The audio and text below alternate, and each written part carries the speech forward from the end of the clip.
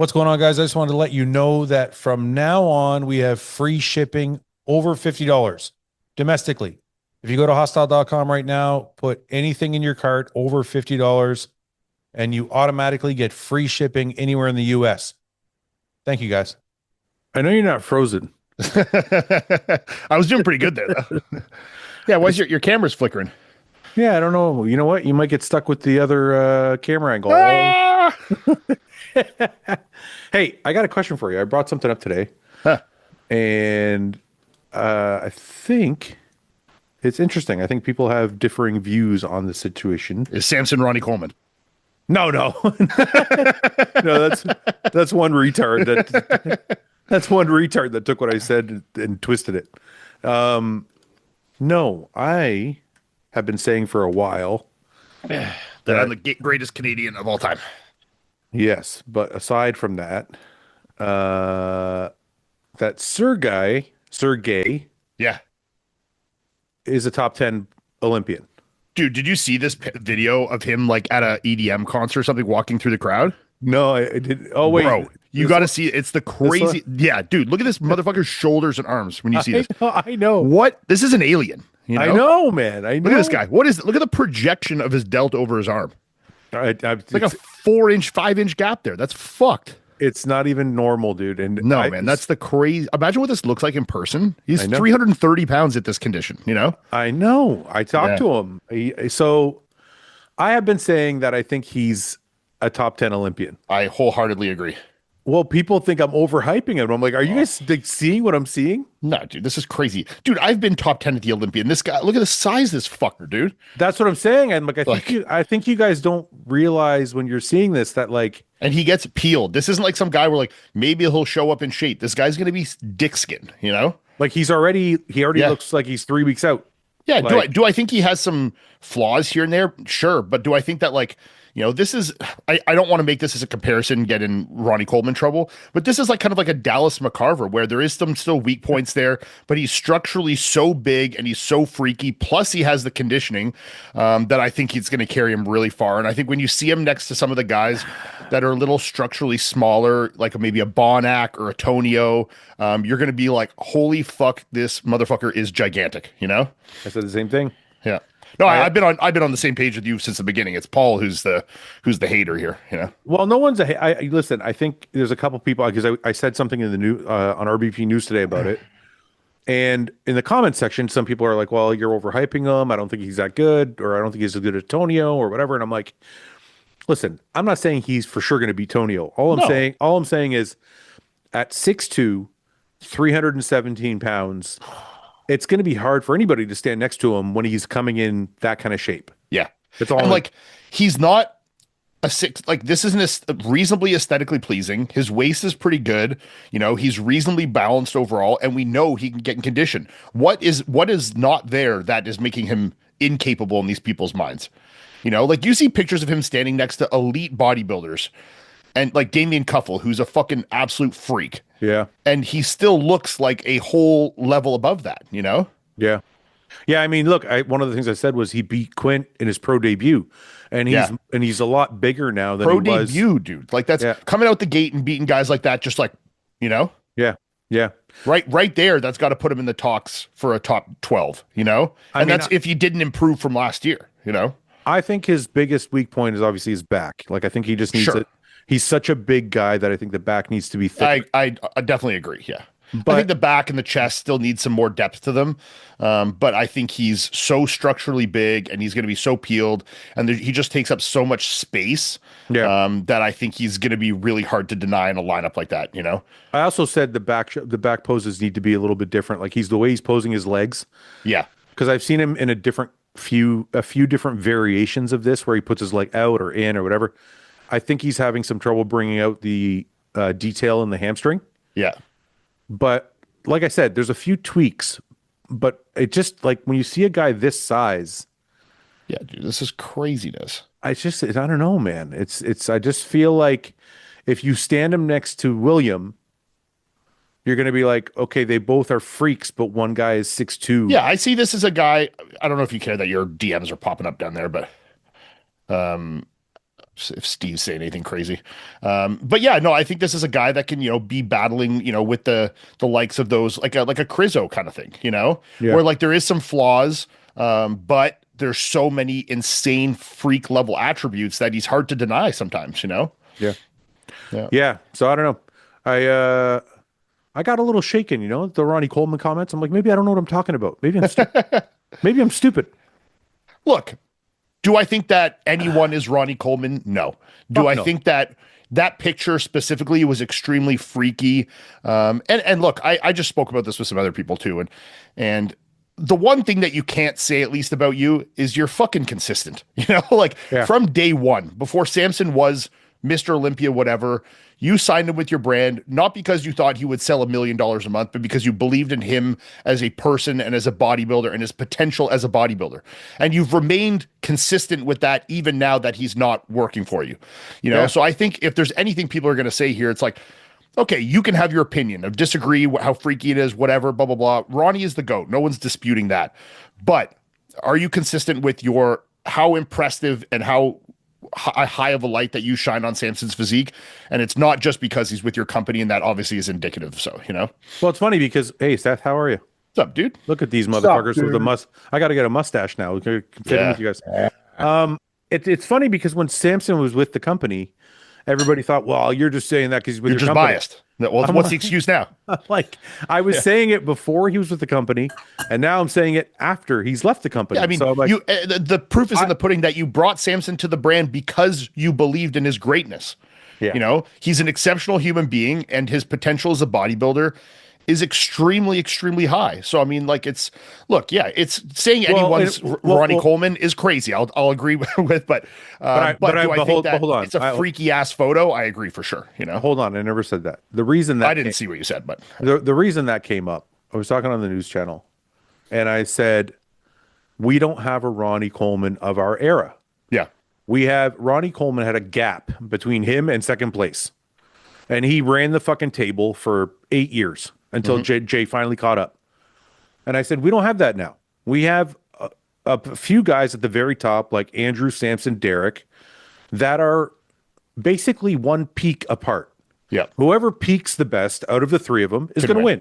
That's the way it is, in my opinion. They all have awesome fucking physiques. And what I said was, with this new mass, that picture that we saw of Samson, and I don't know, just for people who have not seen it, this new picture that he posted, I know it's in a mirror, so obviously it's a little bit different, but this picture that he posted, I was like, you can't deny that's a freaky fucking photo. when this photo came up, I was like, what the fuck am I looking at? Yeah. And what I said was, if Samson got this in shape, then it would create that gap. I think this physique is capable of creating that gap, but he's got to bring that condition. And that was kind of the point I was trying to make, is like, he is a guy that could have that kind of like, you got to catch me. Yeah, the potential's there to make this something extremely elite and great. Yeah, And that was kind of the whole point I was making. But Yeah. there's a certain somebody out there who's kind of a cunt. yeah, whatever.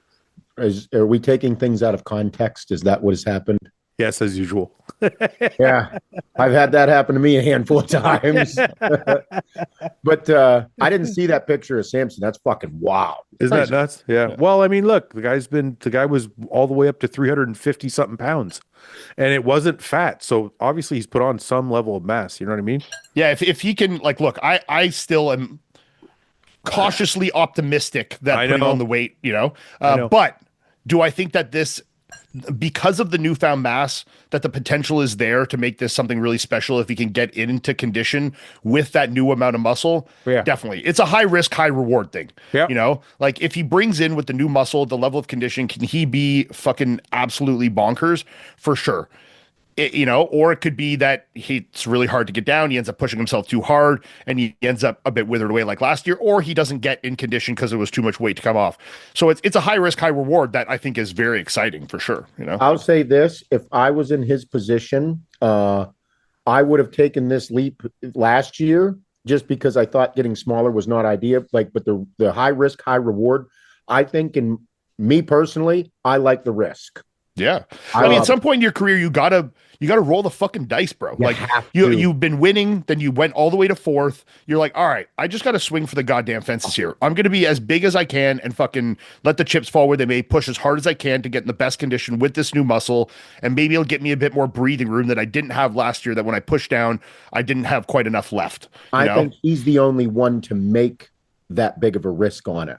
It's a huge risk. Can for I sure. ask? I don't think that Derek, Hottie, I don't think anybody else can make that big of a leap to be like, you know what, fuck it, I'm going to push to be one of the freakiest guys to ever walk the planet. Mhm. Yeah, but can I just add some context to this for really quickly? So the small Samson we saw was simply because everybody was saying, Get leader. you're big enough, just get Yeah. shredded, right? Yeah. So he was like, I'm fucking gonna get shredded, I don't care what and I was there for it. He was calling me, like, we talked like 3 or 4 times through his prep, and I'm like, you're on the right track, blah blah blah. And then it went a little too far, and what everyone's You to live blame. and you learn, dude. That's bodybuilding. But this is what I find interesting. We're all talking about it like it's this big risk he took. Honest to God, all I think Samson has done this year is not travel. I said this in the news channel when we were talking, when this picture came up. I said, this is a person that isn't trying to be this big. He's just not traveling, so he's able to rest and Get the recover. food in easier. Yeah. And I mean, he's trying pretty fucking No. hard. I'm not. Okay, hold on. Sorry, I got to be careful. But not 'cause so people- much harder than previous years. It's just that he's made Yes. his lifestyle more conducive around it to being the best bodybuilder he can. That's what I'm trying to say. I can remember adjusting, like, whenever I would travel, my weight would move like Oh yeah, dude. 5 pounds. Especially 6 pounds. the bigger you get, the harder that is. But then You know? whenever you hear Jay, You walk 340 he's like- pounds around for 4 hours. That's like 1,000 calories. Because you got to know, remember like, the previous years, almost all of them, he's fucking. he was all over the place all year Yeah. round. This year he's probably moving, he's fluctuating 10, 12, 15 pounds some weekends probably. That's why when people are saying like, oh, he's pushing to get to 350, I'm like, I don't think he's pushing, but I don't think it's pushing the way we normally say it. When we say someone's pushing, we normally mean it like force feeding to gagging. Yeah, like, yeah, you know. yeah. They're eating like an abnormal amount of calories, Yeah. or they're taking an abnormal amount of drugs or whatever.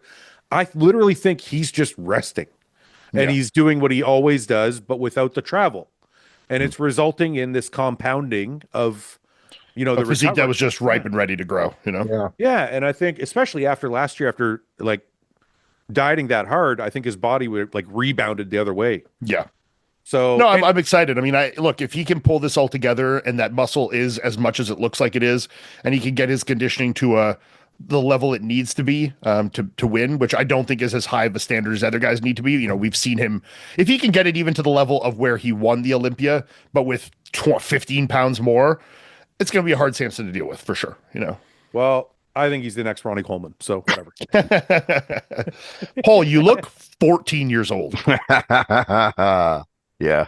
What the fuck? Yeah. I'm gonna go beardless for a while. Yeah, dude. And you Yeah. got a full chrome dome the head though. Yeah, you don't like the fade? No. No. I leave No. leave the No, if you're gonna shave the head, the face, I think you got to shave the head clean. Don't Yeah, do you it, think Paul. so, eh? Don't- Really? I'll try it next one. Yeah, Don't do it. Don't do it. Dude, Yeah, it'll well, I'll grow try back it. in It grows 2.5 back. days. It doesn't matter. Yeah, yeah. you know? That's I'm not gonna do it right now because I got a show this weekend. But after the show, I'll do it. It's never going to grow back. Speaking of haircuts, I actually got a crazy story for you guys. So I have a barber. Like when I moved out to the neighborhood I live in, I got a new guy because there's a place like just down the road. And he's like, grew up with the same people. He's like a kind of like gangster guy, tattooed, whatever. 2 weeks ago, he had a heart attack. And I texted him. I'm like, hey, can I get him for a haircut? He's like, fuck, man, I just had a heart attack the other day. And he was, pretty down and out about it. And, he recovered, got the stent put in. He was, but like he makes all his money cutting hair. So like when he's not at work, he's not making money, So it was like mentally, and he was really worried about losing his clients and stuff. And you could tell psychologically, obviously, one, the fear of just having a heart attack, but two, like what it was doing from a business perspective. So he's off work for 2.5 weeks, whatever, really pushing himself. He's like, I'll be back Friday. I'm like, dude, I'll be there when you get back. Don't worry. Take as much time as you need. He finally pushes himself, get back into work, probably earlier than he should have.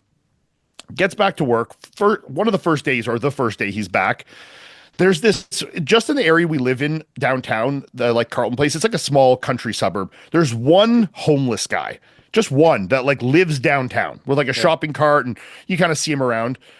He had been causing a ruckus downtown and to some young girls that were, saying inappropriate stuff, throwing bottles at kids on bikes and whatever. So Kyle, my barber, went outside. This is first day back at work after having a heart attack. He's like, dude, like, you got to fuck off, man. Like, you know what I mean? We're trying to run businesses here. These are fucking kids. Fuck off. The guy, when he turned around, walked back to the show, attacked him with a crowbar. Whoa, what the fuck, man? Yeah, dude. Did he hit him up? Bro, he fucked him up.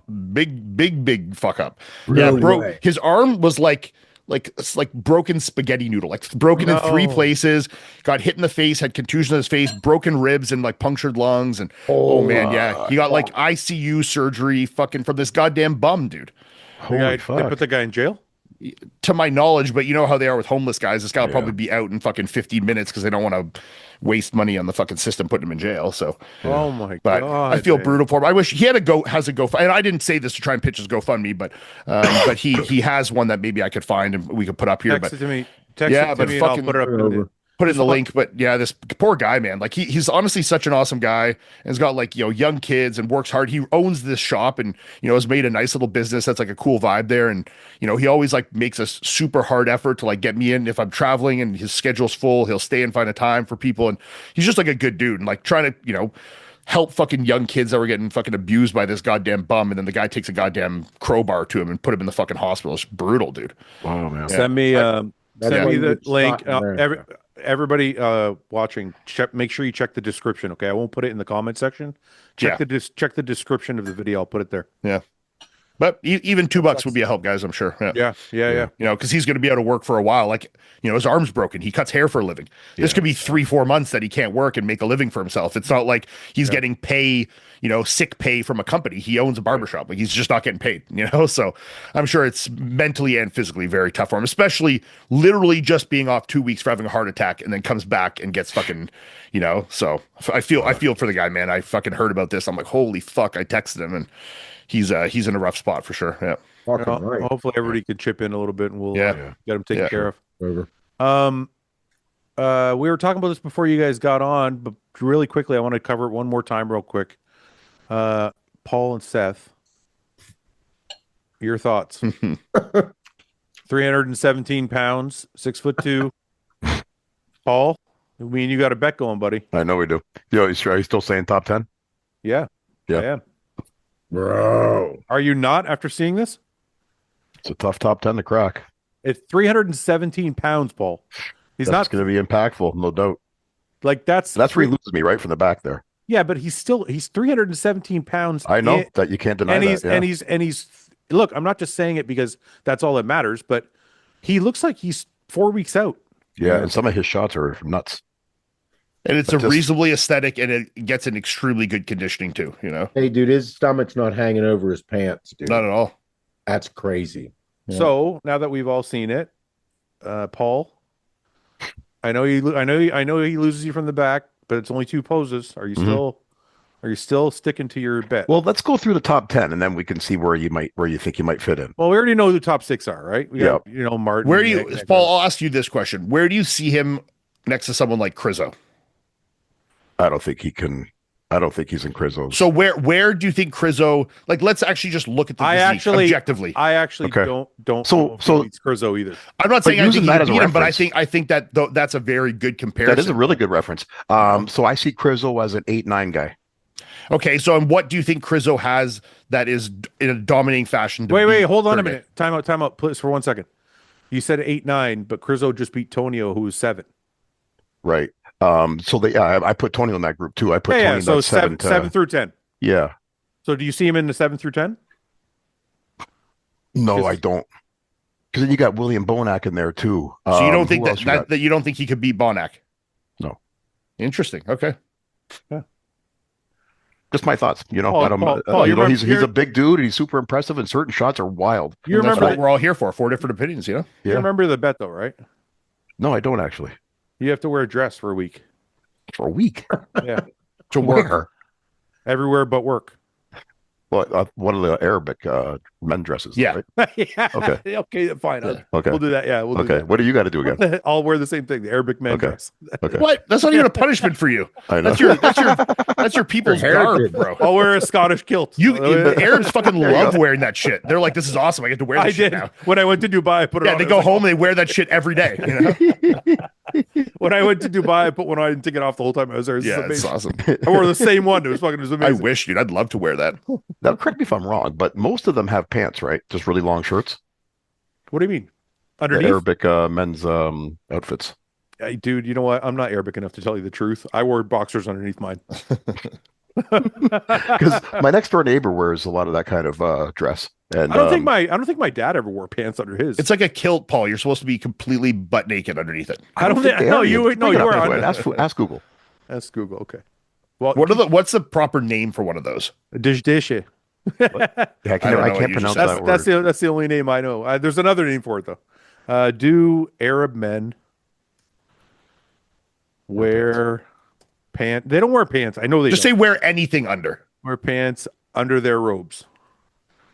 Yes, Arab men typically wear light pants or specialized undergarments such as surwal, loose cotton trousers, or Western underwear beneath their robes. Yeah, Western like the underwear. Mormons do. So there's no like right answer. Everything other than just don't be naked. You know, So yeah, so it's up to whatever your you can wear whatever boxers, your you can wear light preference is. pants, whatever you want. Yeah, yeah. I'll probably go with light pants. Yeah. 1 second here. I just want to do one thing. What is the Arab robe called? And if you can do the thing where it says it out loud, Yeah. Yeah, it says dish. I was right. How do you spell can it that? speak it? It'll speak it. Here, look. See, look. Thobe, a dish, or a kandura. Dishdasha. Dishdasha. That's a good way to say it, Paul. That's pretty Arab. Oh, That's pretty Arab That's of how it's spelled. Close Dishdasha. to Italy. They sound the same. That's right. Yeah. Interestingly enough, that you said that they're not close. It's not close to Italy at all. I actually had this I said this. Me, Ben, and Stefan, and I don't know if Ian was on, and I was like, we were talking about Italy. We were fucking joking around, and I said, yeah, we're like fucking cousins. I'm like, No. Lebanon, Italy. Ben was like, what are you talking about, dude? I'm like, what do you mean? They're right on the Mediterranean. They're right next to each other. Ben was like, he's like, I bet you Windsor to Texas is closer than fucking Lebanon to Italy. I'm like, there's no fucking way. It's right around. I don't think I'm that. like, it's right around the horn. What are It's you right talking around that about? little bay there. I don't know I don't know what it is mileage Well, wise, but because it's if you definitely not look that at close. if you look at the Mediterranean, Lebanon is right on the fucking edge, and then you go around the corner. There's like, I think Turkey, Greece, and then fucking Italy, and I'm like, boot.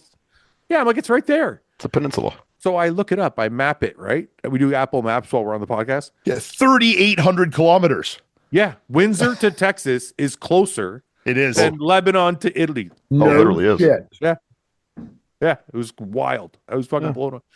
Sometimes I think that. I never would have guessed that. Sometimes I think that Far. Sometimes I think that North American exceptionalism For sure. makes the maps like bigger. Yeah. Like Yeah. makes North America bigger on the map. Yeah. Because It- Europe and the Middle East look this big. Yeah, it's all like tiny. I'm like, it's not that. Yeah. What the fuck? I think I they're thought you fuck- just drive there in half a day. that's what I thought. I'm like, they're fucking. It's with us. it's almost the same distance. It's basically the exact same distance as from Windsor to Los Angeles.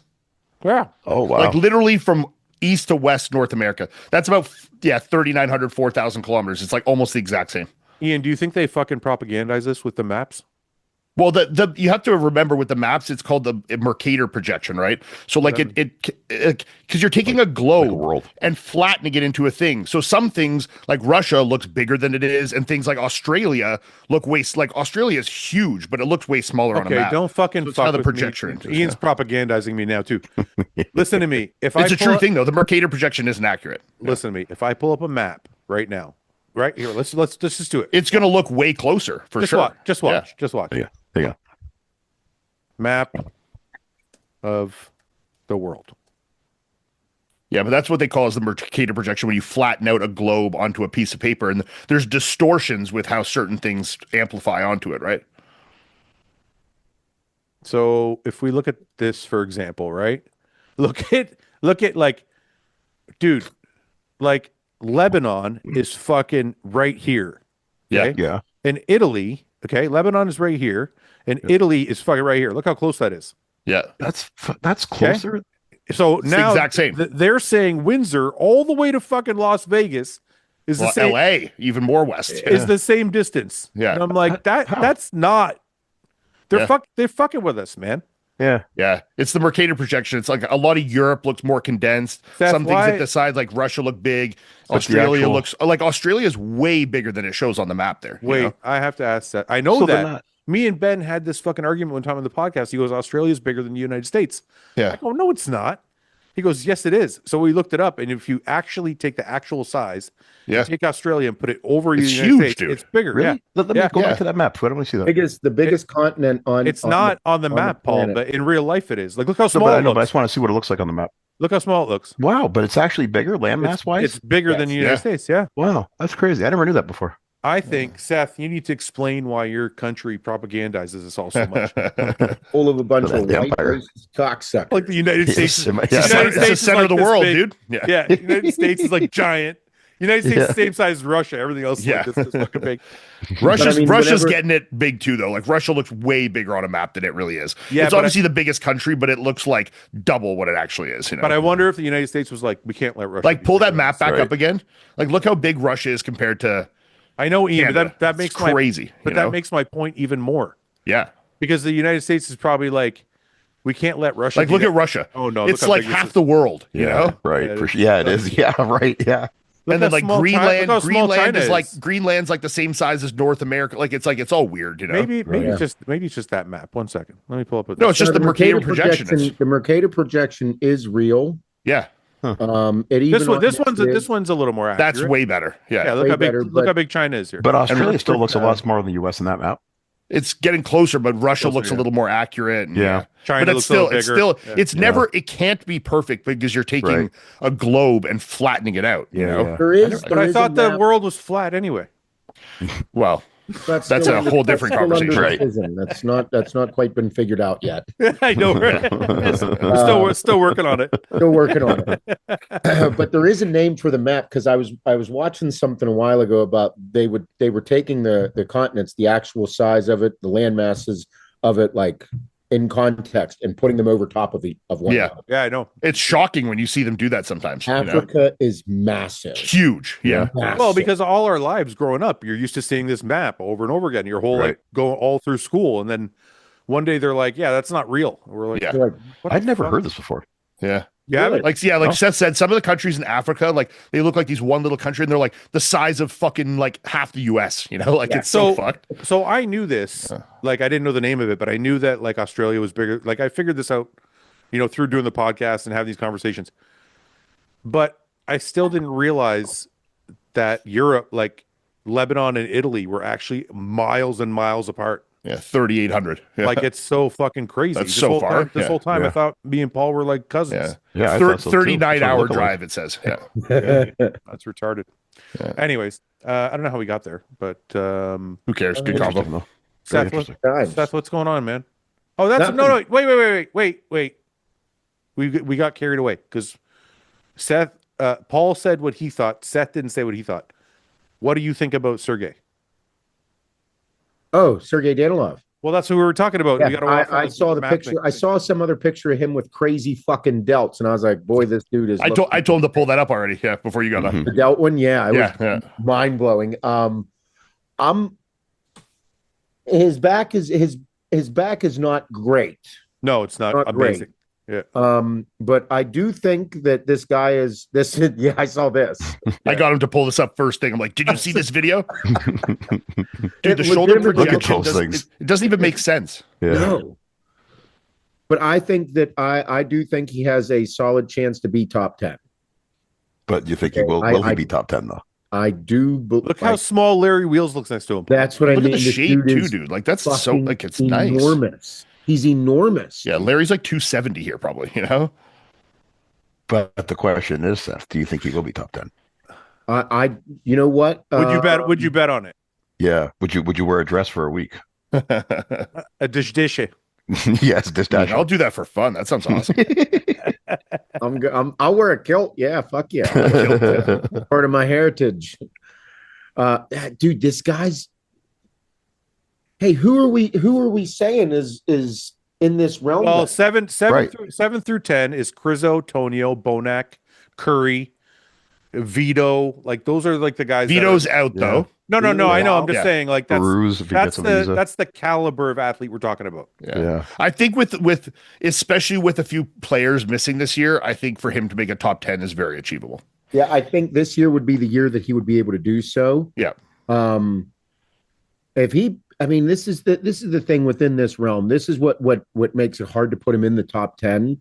Like I do agree from that standpoint of saying like Bonac's going to peak, Curry's going to peak, Crizo's more than likely going to peak.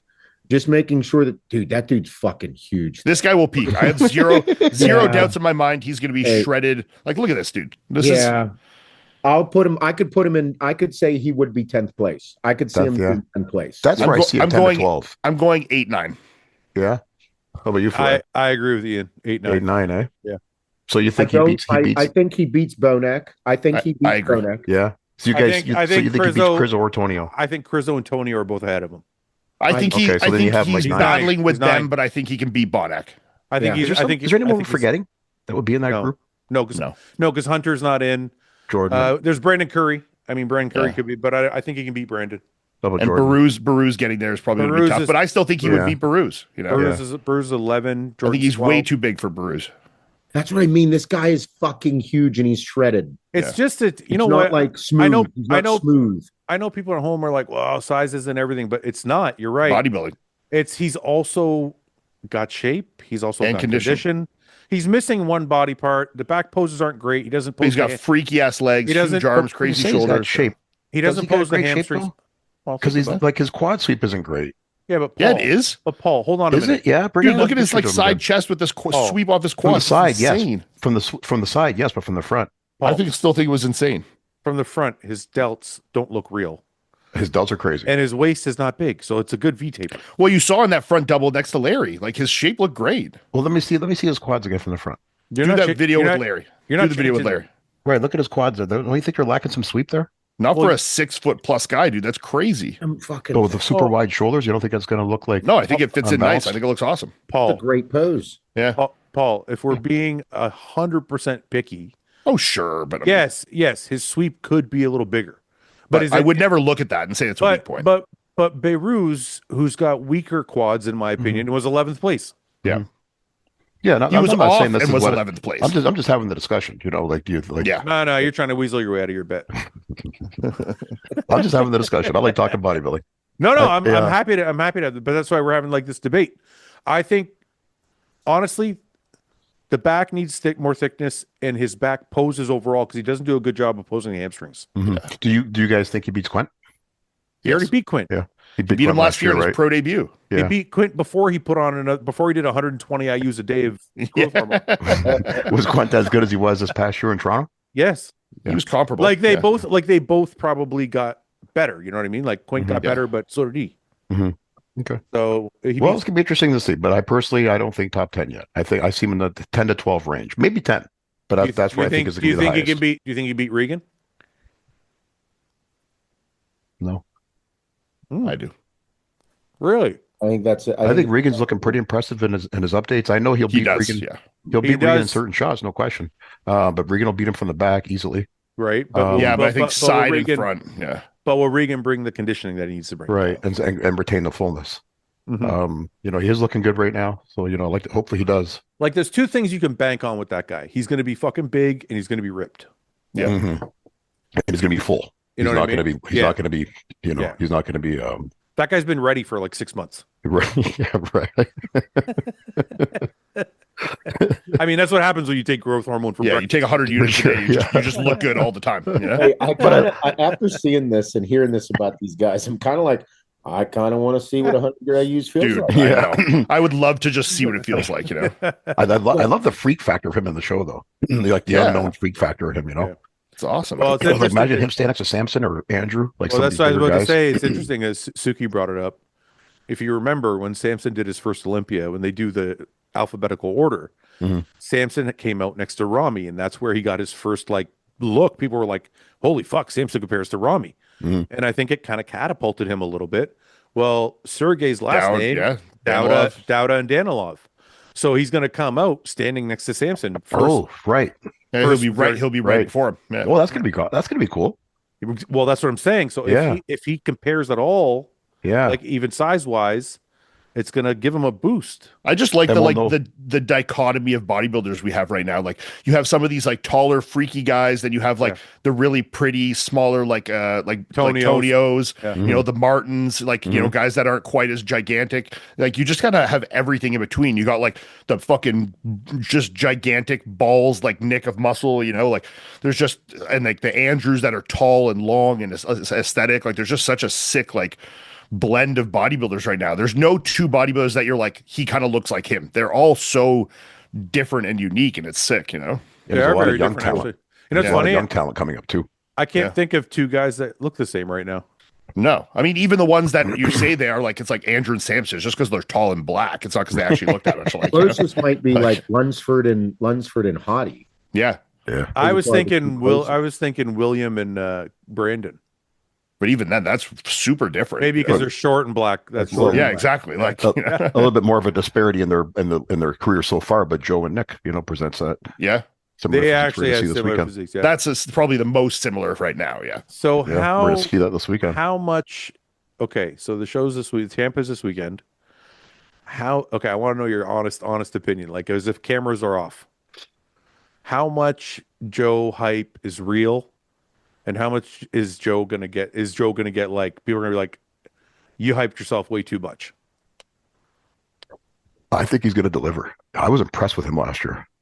I think he's gonna be better. Wait a minute.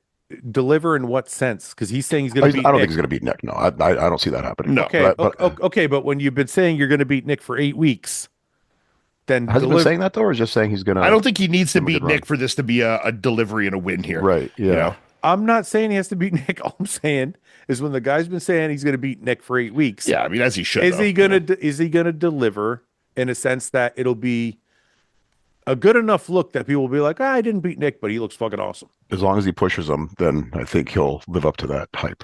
Yeah, it's so hard to predict because we just haven't seen enough of Joe really leading up to like getting closer to the show to really say. Like I'd like to bet on him and say that he is, but honestly, I think the tougher competition here is everyone behind Nick. You know, like I think James and Joe is a fucking that's the battle right there to me. You know, I think with the hot streak that James has been on and the kind of muscle and condition he has with Joe, like, look, I think Nick is the guy here, no doubt. You know, like, like if you just look it on paper, which I know it's not that way, but like a bad Nick was 6th at the Olympia that beat a similar version of Baruz that was 11th and just beat James. And I think James and Joe can be close here. So I think even a bad Nick still is the winner here. But I think the competition between Joe and James is going to be really good. Yeah. I agree. I think that I think Nick's in a league of his own in this class. Yeah. You guys are derailing the conversation. Sorry. That was my fault. So I think I already know what I think Joe has to beat James. Yes. Okay. Yeah. Okay. That has to happen first off. Yeah. And then if you can go and stand with Nick in some poses, if you can stand with him in a side chest, which I think Joe can, then it's like, oh, great. This is a great look. If he's second tier, it's a win. Yeah. Is it a disaster if he's 3rd, 4th, 5th, 6th, anywhere in there? If he places, Past third. he does not battle fucking down with James, it's going to be rough. Yeah, because James has been looking awesome. And if him and James battle really close with how good James has been looking, I think, look, James has still won multiple shows in his career. He's an elite bodybuilder, and he's been the best he's ever been. And he just almost beat, and I think a lot of us think he should have beat Baruz. And Baruz was 11th place at the Olympia. That's a great bodybuilder. So, you know, but I do think that that's the battle there. You know? Joe peaks well. If Joe peaks the way he needs to, I do believe he can. I think he will beat James, but he has to peak really well because I think he has a prettier physique than James. But That's a tall order to do right now. Yeah. It's fucking. But yeah, like- I think if it's close between him and James and he edges it, then I think it still could be a win for Joe. I think if he's any lower than third, from a social viewpoint, it's a loss big time It's a for him. disappointment. Absolutely. Yeah. How recent are these? These are 5 weeks out. So okay. 6 weeks out. He's Yeah. got a great side chest. Yeah, that's what I Well, mean. forget it, He's gonna get some looks because it should be Nick, James, Joe. So on the top three, you should see those stand next to each other. Yeah, for sure. Yeah, you'll see them next to each other. So therefore, you'll see think- comparisons. Do you think James will be able to rebound traveling from China on That's Sunday? tough. That's That's a good tough. question. Yeah. That's a fucking 25-hour flight or whatever the fuck it is. Do you know when he did the travel? I don't know. Because like if that was me, I would have finished the show in China and got on a plane like that same night or first thing the next morning. Like if the show's Saturday, I would have tried to get on a plane like fucking literally first thing in the morning, if not out that night. You know, I don't know when he got there. I think he's there now, though. I think he's on a post. He's well, in. I mean, it's fucking Thursday almost, so I hope Yeah, he's yeah, there. But yeah. yeah. So yeah, I mean, if he got there early, and I think it's not a big problem. If he was there Monday, Tuesday, maybe, but if he's showed up Wednesday, Thursday with that time change, that long of a flight, I think that's going to be tough. I think the biggest thing is just getting your body into the rhythm with like a fucking 10, 12-hour time change, you know? Yeah. Like that's the hardest part. I think the flight, the water and stuff will come off. That comes off in a day, maybe 2 days, no matter how big your travel is. But I think it's just the adjusting to like let your body actually relax and settle into the schedule is the hardest part, you know? Yeah. I think Is this in Tampa? I think that's in Tampa. 2 yeah. hours. Oh, then yeah. I mean, he's looks golden. crisp. Yeah, that's fucking real You can, nice. Yeah, you can see the lines on his ankles. But yeah that's everything gnarly, else dude. Right. Yeah. It's coming on. How much Yeah. he's leveled up this year is fucking so sick. I dude. know, man. But you know Fuck. what? We saw this. Oh. We saw this with James. Somebody told me not to say this anymore, but I really think it's the truth. Whenever James is like copacetic with his coach, Yeah. when he's like on board and he has faith in that person, we see like a different James. This is still the best James we've seen though. Yeah, I like that think so, side try and stuff at the other shows, not that was saying- like a whole new James, you know. I don't. But I disagree, agree with don't the disagree. sentiment of what you're saying. 100%. I just think the last time we saw great James was when he was was when- at peace. when he was Yeah. working with Patrick and they were Yeah. 100% like locked in Yeah. together. It's important. Yeah. He goes to a different place. Like I think James has said this on the podcast. He looks at his coaches like mentors. Yeah. He needs to have. He's the kind of person. I was like this too. I Me too. feel I was the kind of person, and I feel like James is the same. That needs to have like 100% faith and locked in and belief in whatever their coach tells. It's like dad trust. yeah. Yeah. It's like when I was a kid, I would get on the back of my dad's motorcycle. I never thought for a second I was in any harm's way. Right, You know? right. There's unwavering belief and trust that he is going to do what's best for me, and I don't Right. question it for a second. You know. And when I saw James, and this is no knock on any other coaches he worked with, but when I saw James work with Stefan, and I saw James work with who's the guy that owned the gym with him? JP. AP. You know, I don't think they worked together fully, but that was also part of the problem. Mhm. When I saw him work with other coaches, I just didn't feel like he had that same level of Connection, like, yeah. connection with them. And so now him and Zach have this connection, and it feels like James has gone to another level. And plus, I think things at home too. Obviously, he's got a daughter, and he's like just got a Stable. new. I'd be purpose. really interested to know what this has done for Zach's interest as a coach. Because like when you take a guy like James that's been around for a long time and hasn't been nailing it, and then make him look this good that late in his career, like even for me, I'm like, I want to know what James is doing. Right. What's It's the probably secret? nothing different, but it's like even me, I'm like curious. I'm like, this guy's got the answer. I need it. You know? Like Yeah, his chest is so dense and hard, it's crazy. This is his coach, Zach Fotheringham. I guess these are some of his other clients. I've never really taken a look at his other clients. Yeah. I've never heard of him before, James. Yeah, neither have I. I guess just a local coach. You but, can't. but I think that was what James wanted and needed, was somebody that was close, that he could connect with, that he could, talk to every day, and that could and Yep. it's Someone that fun. could give him attention. James fluffed it before this fucking post. This guaranteed. side try, Definitely. this side try he's been doing. Like I just love this shot, dude. Nutty. Yeah. It looks so good. The arm and the delt and fucking just like crazy. If there is ever like leave that up, if there is ever like this is what you're supposed to look like in a side try. Yeah, it's Like beautiful. look at that delt, the Oh, fullness from crazy. the front to the rear, how it cuts in, the separation between the rear, the side, and the tricep. Like that is Yeah. fucking It's like Yeah. Kevin the Veroni dealt. Yeah, All that it's kind of primo. all those, absolutely striations beautiful in it. pose. Yeah, it's one of the best side tries right now for sure. Yeah. What is James' ceiling then? What do you mean? Well, what's the ceiling? Like, let's say he competes and Nick beats him in Tampa, right? Let's just say we don't know what's going to happen, but let's just say that happens. Nick beats him. He's got to go on to Atlanta, Texas. Mhm.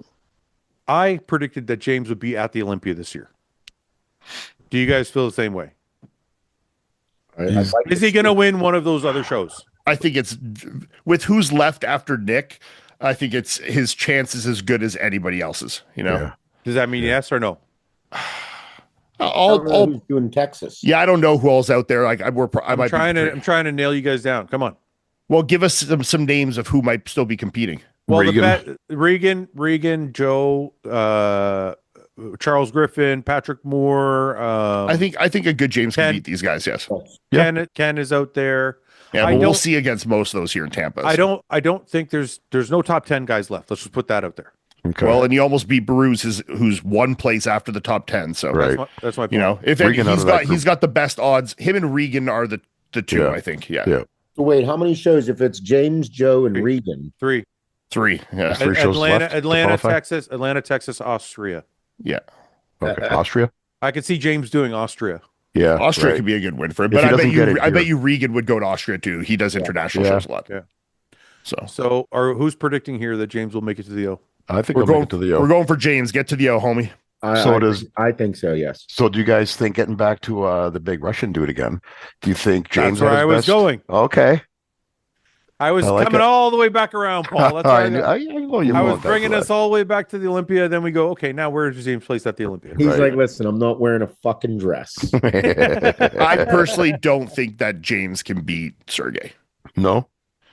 I think Sergey from the front is just, you know, like the midsection, how it flows a little, and the width in the shoulders is just a little better on the front double and the front lat.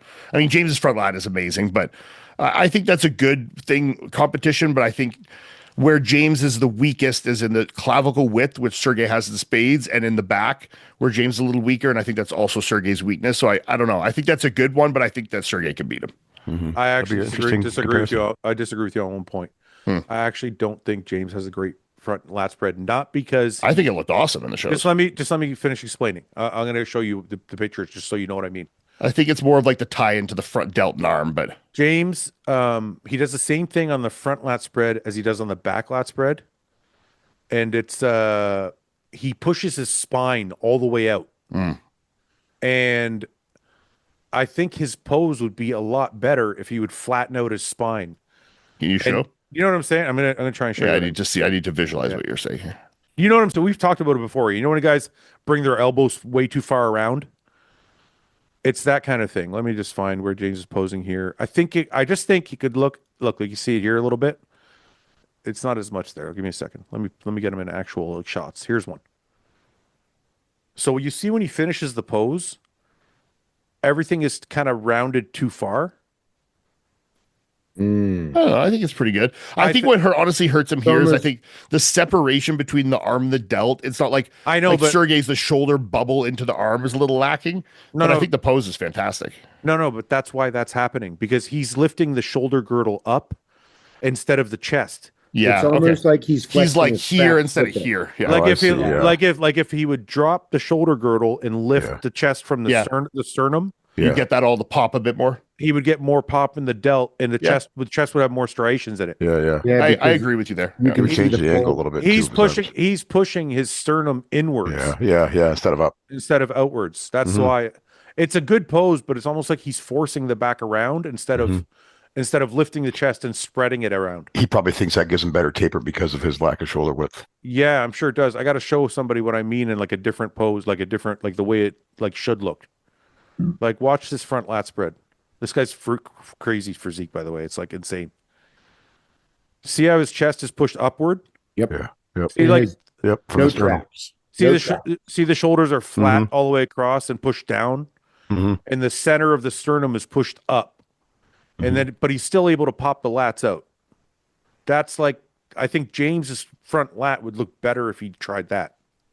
But he does the same thing from the back. He does that same like he wraps his back around instead of like opening it. Anyways, we didn't talk so gnarly. We didn't talk about China. Did you guys all agree with like basically the entire internet? Yeah. That James should have won. Yeah. Yeah. Is everybody being too hard on Baruz, or is it just like he was that much better? Look, I don't think it was a blowout, but I think that James deserved to win. Yes. Yeah, I agree. He was bigger. He was harder. Like, I mean, it's, I think shape can carry you, but it wasn't that big of a discrepancy that I think that it should have been rewarded that highly, especially with a full perfect score. Every judge had that, which is surprising to me, Yeah, I know. Me too. But sometimes look, they all just kind of, but yeah. I thought Baruz's legs looked more, they were lagging more than normal at the show. They didn't look. Look, you guys know I'm a huge Baruz fan. I love his physique. Yeah. He somehow gets away with having one of the biggest leg discrepancies that kind of skates under the radar more than a lot of guys like Nick.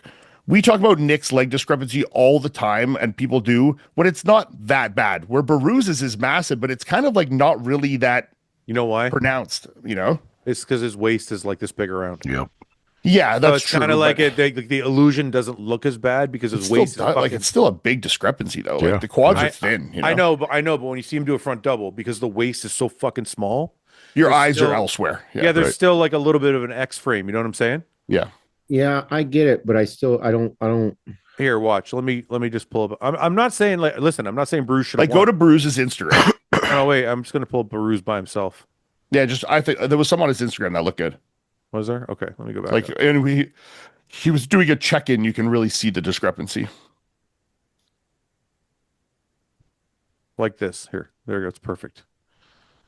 See, his legs, they're not, and what he does, like, look, the waist is so fucking small. He still has. Yeah, but like my eyes go right away to that sweep. Mine don't actually. I think because the X frame is still there. Like, look at that. When he pulls the front double. Yeah, there it's better. Yeah. Like, look how But small. when you really just look at the legs as a singularity, they're quite a significant weak point, Yeah. I don't know. I just like I think, and look, I agree with you. He poses them well. He does pose them well. Yeah. And they've got good detail. Yeah. And the illusion, because the waist is so small, still gives him that like full X. And he's got a crazy back, but his shoulders aren't super wide where it really exposes his legs. Yeah, his legs are good from the side and the back. Yeah. He didn't look as impressive as he did in his updates. When James poses next to him, though. Never mind. No, I'll go back. It's okay. What do you want to see? That was go down. Yeah, right here. Or here. No, he's wearing pants. No, there was a video in shorts where you could see his full leg. Maybe in the tagged. It'll be too many photos now, but it was like him posing with another guy in shorts. Oh, was it before the show? Like they were doing their like 2 days before. Like, no, that's not it. Oh wait, this one? No, they don't look bad there. No, they don't. Well, this is what I'm saying. I don't think his legs are actually horrible. I think he was flat at the show. Yeah. Well, I think he definitely, like, if you look from his knee on the external side, the sweep is pretty weak, but. No, but I'm saying, like, when he's full, they don't look as weak. Yeah, like here, they don't look too bad. I felt like at the show, they just weren't popping at all. And it wasn't just the legs. I felt like his whole body wasn't like. I agree there. Yeah. He didn't look like he was peaked particularly well, you know? Yeah. Especially the way he looked going into the show. This guy. I mean, it must be so hard, dude. This guy, like, getting the call on like Thursday to do this show, like that's fucking brutal. 4 weeks in a, 4 shows in a row. Yeah. Can I just show this guy? I think he took third oh my god, this guy's an absolute freakazoid, dude. Look at this. Look at this fucking guy. Where's he from? Somebody was like, why did nobody talk about this guy? And I'm like, my opinion is it's got to be the waist in transition. Yeah. But shoulders are a little sassy. Yeah. Oh yeah, those are. But what did he finish? Third or fourth? Third. No, I think third was Good. Oh yeah, he's fourth, I think. Yeah. Fourth. Fucking rammy, Yeah, jeez. Big he is. His shoulders are looking pretty lumpy though. It does look like Rammy a lot to me. Yeah, soft on the side. He's like a Timu Ramy.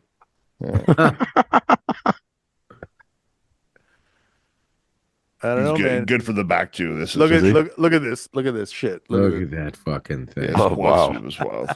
That's not a real sweep. Dude. Yeah. What the That's a fuck? sick shot. Look at those shoulders, man. That's not a real sweep. I don't give a shit. Yeah, I No, agree it's with you. not. That looks a We little know bit. it's not. That would explain the lack of detail from the side. That's a big motherfucker, though. It is a very impressive physique for sure. Yeah. Waistline is pretty good. Listen, I'm not. Yeah. I'm not normally one to say this kind of shit, but this part of the sweep, Especially the other leg. looks a little bit like. Yeah, I mean the Yeah. quad sweep and the delts Yeah. definitely have Yeah. sight injections or the SEOs or something in there, but Just a little bit. Yeah. Yeah. He's a I mean- big full dude, though. I mean that would be- Asian guy was pretty crazy too, eh? Oh, that dude was He would nuts. he would do well, and I'd get him in off-season mode. Who went for our Detroit Pro Oh, yeah, off-season yeah. contest? Oh yeah, the off-season show, Let's invite him. off-season class. This guy was fucking absolute nuts. Is this who ended up third? No, I don't. This is a 212 guy, I think, isn't it? Who ended up third? His name was Wee Lee or something like that. Yeah, he was the guy above, right? The 212 guy that went open. Yeah. Yeah. If you go up, Right there. Where? On the let's right. just keep going This guy? up. This guy? That's him. Yeah. Yeah. He's There's a impressive. better Look at video. those Get out of there, fucking get out of quads. there, and Look right at his- below it. Dude, look at his legs. He's nuts, eh? Keep Look at going those up. legs. Fouad, there was a close-up video of him.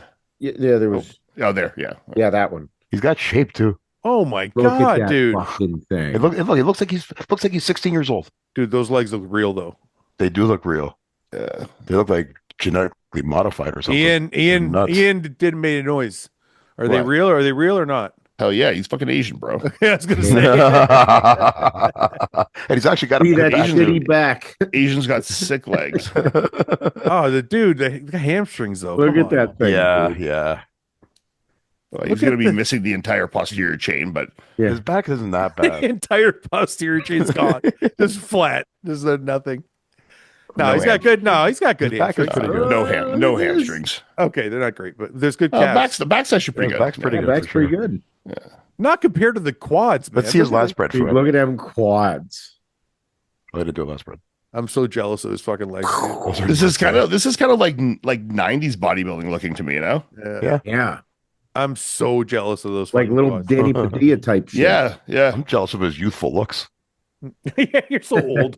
You're so looking at his quads. You're like, I wish I was young again. Look at this young fella. I mean, Asian Young guys buck. with their like thick, dark black hair and like You never see him go baby bald. skin. They don't grow any fucking facial hair. Like, Yeah, Yeah. like, Never have a wrinkle anywhere. no, it's nice. I'm it's jealous. it's the fish, dude. It's the fish. It's got to be the fish and rice. Yeah. It's the fish. Actually, the gambling and cigarettes they smoke. Yeah. Seth, we missed you for a couple weeks. Where you been? What's up? What's new?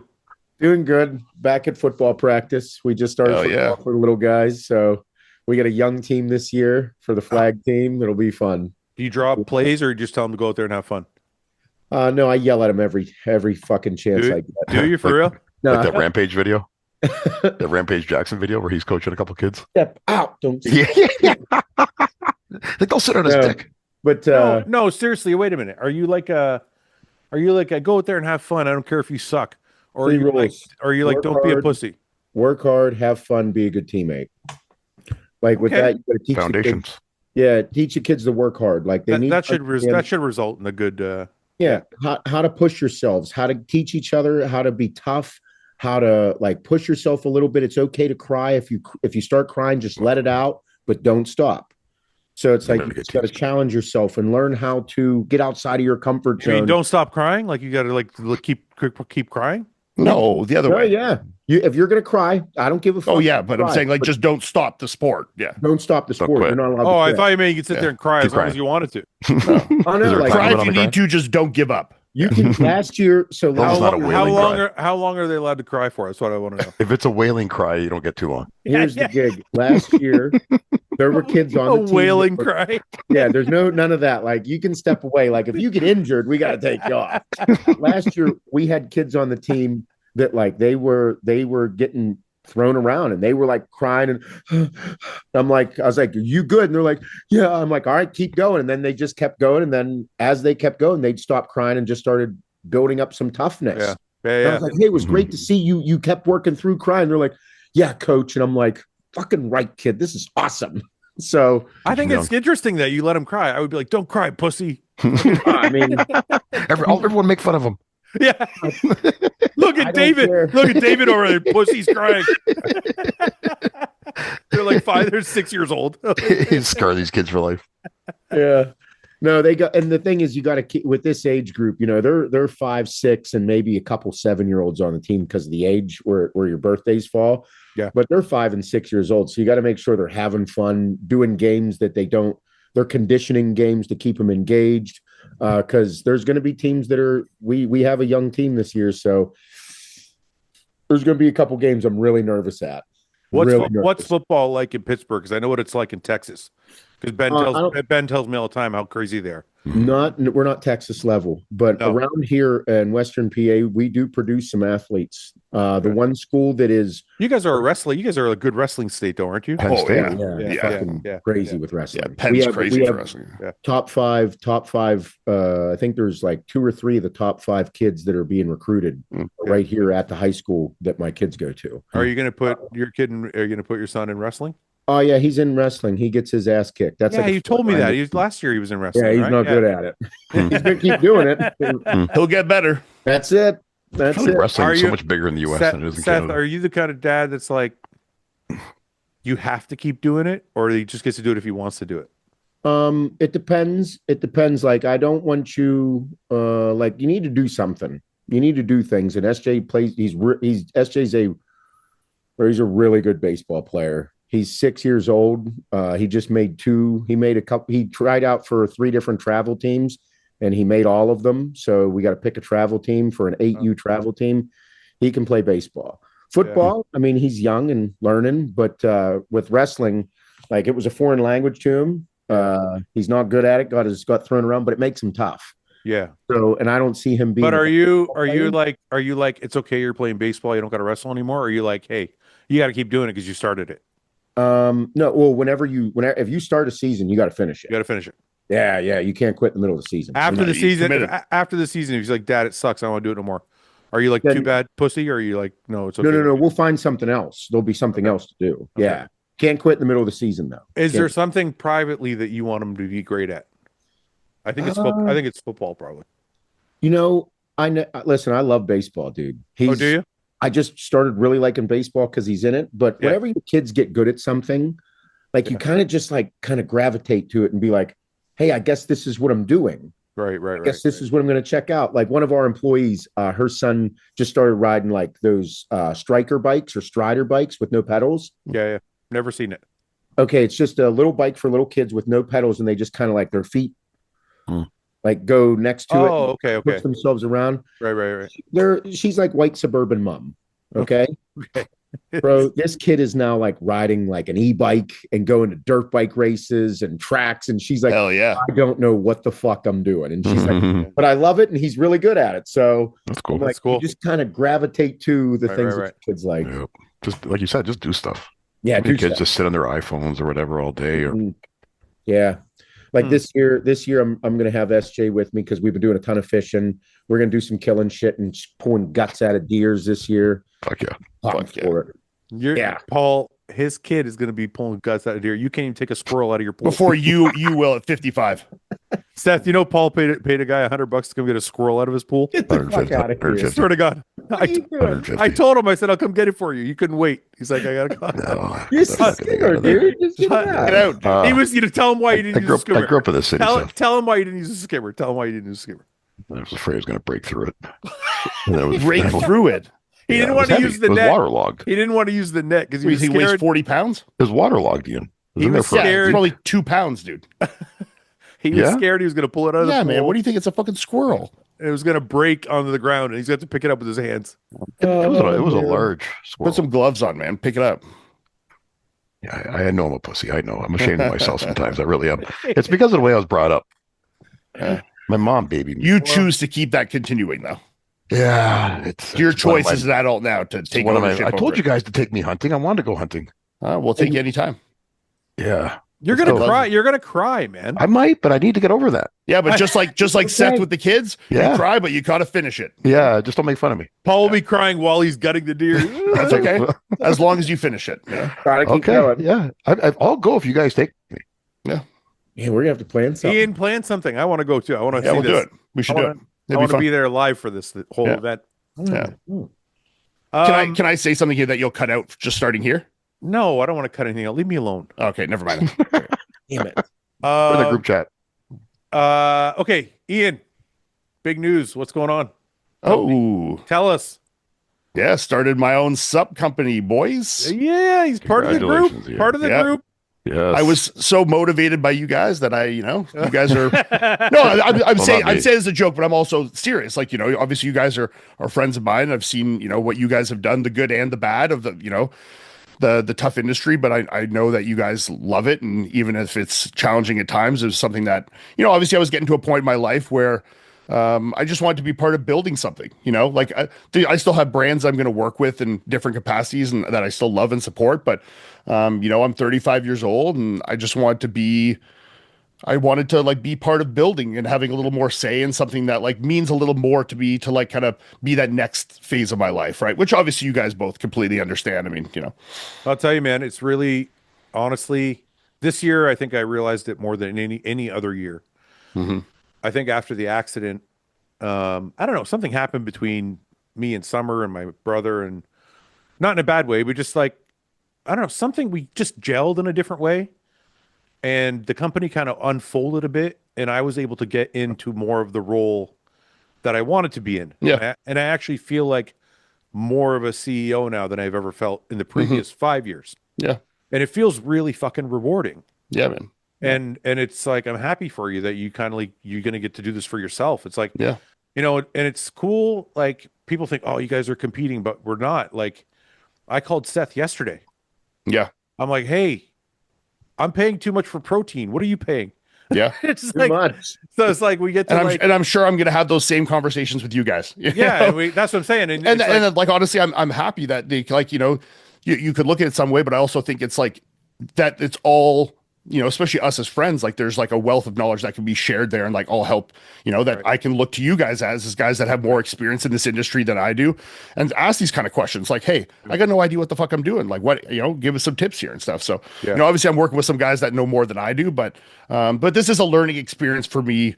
And, obviously, having you guys that know more than I do, that wealth of knowledge is always very, very much appreciated to be shared. Right. I mean, I got to be honest with you, Ian, even after 6 years, and I think you're going to find this too, as you get into it, really into it. Mm-hmm. Even after 6 years, I still don't know what I'm doing sometimes. I mean, dude, I'm 20 years into my bodybuilding, and still some days I'm like, I don't know. It's what the fuck same. I'm doing. You know? It's literally the same. It's like, well, I go to the gym and I'm like, what am I really doing here? You know what I mean? That's every day of work. Is high reps good? Is low reps good? Are machines good? I don't really know. No, but I don't know, Seth. Maybe you can attest to this too. Like, look, I know what I'm doing with some things, but there are some things that are experiments, just like in bodybuilding. Like, you kind of try things and see what the customer base likes, and 100%. see what works with your company. And Hey, it don't matter. It is not. you've been longer than me, Seth. How long is it for you now? 10 years? 12? All of the 8 years now. 8 years. This is such a competitive, intense industry because you're trying to do cool stuff. You love it so much, so passion is going into it, and it is not easy. Not easy. No, and it's not easy because you're constantly challenging yourself as well. You're going to do the same things that you do with bodybuilding into your own and get in your own head. And then some days you're going to be like, so I sat in my office for 3 fucking hours in my own head today and did nothing. Yeah. I've I had don't those know what days. I'm doing. I've and then there'll be days when you're like, I had so many meetings today that and so many ideas and so many meetings, so much got done, Yeah, it is the craziest thing. And that's why I always say, when it comes to business, big ups to anybody that starts one, big ups to anybody that grows one, that sticks with it. It's intense. And that's why even for me, I call the guys over at Raw, I talk to Fouad, Hani, everybody, just because it's like, hey, I'm in a spot and I don't know what the fuck I'm doing. Yep. And you just have to, and they're like, hey, don't worry about that. You know what we did last week? We did this dumb thing. And I'm like, oh my God, thank God. Yeah. You know what I really, it's find something that's rewarding, but also challenging. is like you have what you want to put into your brand, right? Like you have like your experience that you bring to it and what you want it to be. Mhm. But then you also have to make sure your brand is not just about you. Yeah, of course. You know what I mean? And it's like this really fine line you got to walk. Yeah. And I don't know if Seth, you feel that way, or if Ian, you feel that way with this brand. Like you want it to be you, but is it just you? Like, I don't know. How do you feel But not about that? about you. No, exactly. I think you need to find that like healthy marriage of like bringing your passion and what you're excited about, bringing it to it, but also like, listening to what people want and what the customers like and, things like that. So it has to be a healthy marriage of the two for sure, I think. And I think it's something that you guys did, and I'm sure I will, that you learn and adapt and evolve to over time, like it's always kind of a growth and a learning aspect with that. And, you'll have some things that'll fucking flop and some things that'll do great. And you learn from certain things, and you'll probably have some product you order and it fucking clumps or some bullshit, and you learn. And it's like, it's just all this shit that happens, and you just kind of, go with it. And I think just the biggest thing like you guys have done is just like, and like Seth with his fucking kid, is just fucking to have those days you cry and just believe in what the end goal is and keep pushing yourself through to try and make what you want and what you desire happen. Right. I will say one of the most fun things, like you were saying there, is what you piggyback and you, Fuad, is like, it's okay for it to be about you sometimes, because that's why people like following it. Exactly. You know what I mean? Like something that Ian loves, like, I love this flavor, I'm going to do this to it. And hey, it is really fun to formulate products. It's a ton of fun to flavor them and be like, hey, I just want something unique. I love it. Yeah. I want to try this. Like, I love this. I want to try it. Yeah. Yeah. And then and we had this even when we were doing some flavor stuff that was just like things that we remembered or were nostalgic to us. And we're like, who even knows if people love it, but we fucking love this shit. And like, if people love it too, that's great. It's fun, but that's part of the enjoyment of us being able to control and create this, is you're bringing some of your personality. And like you said, people are going to, especially off the hop, are going to buy this brand because of us, so people want that. They like you. They follow you for who you are. They want to be a part of experiencing things that you enjoy and bringing that to them as well. So, it's going to be a crazy journey, man. I'm super nervous, but excited. And, I'm happy I have friends like you guys that, I can always, lean on for support as well. So, all right. So you kept a lot of this under wraps until like even I didn't know about it because super secret. Yeah. So tell me about the process.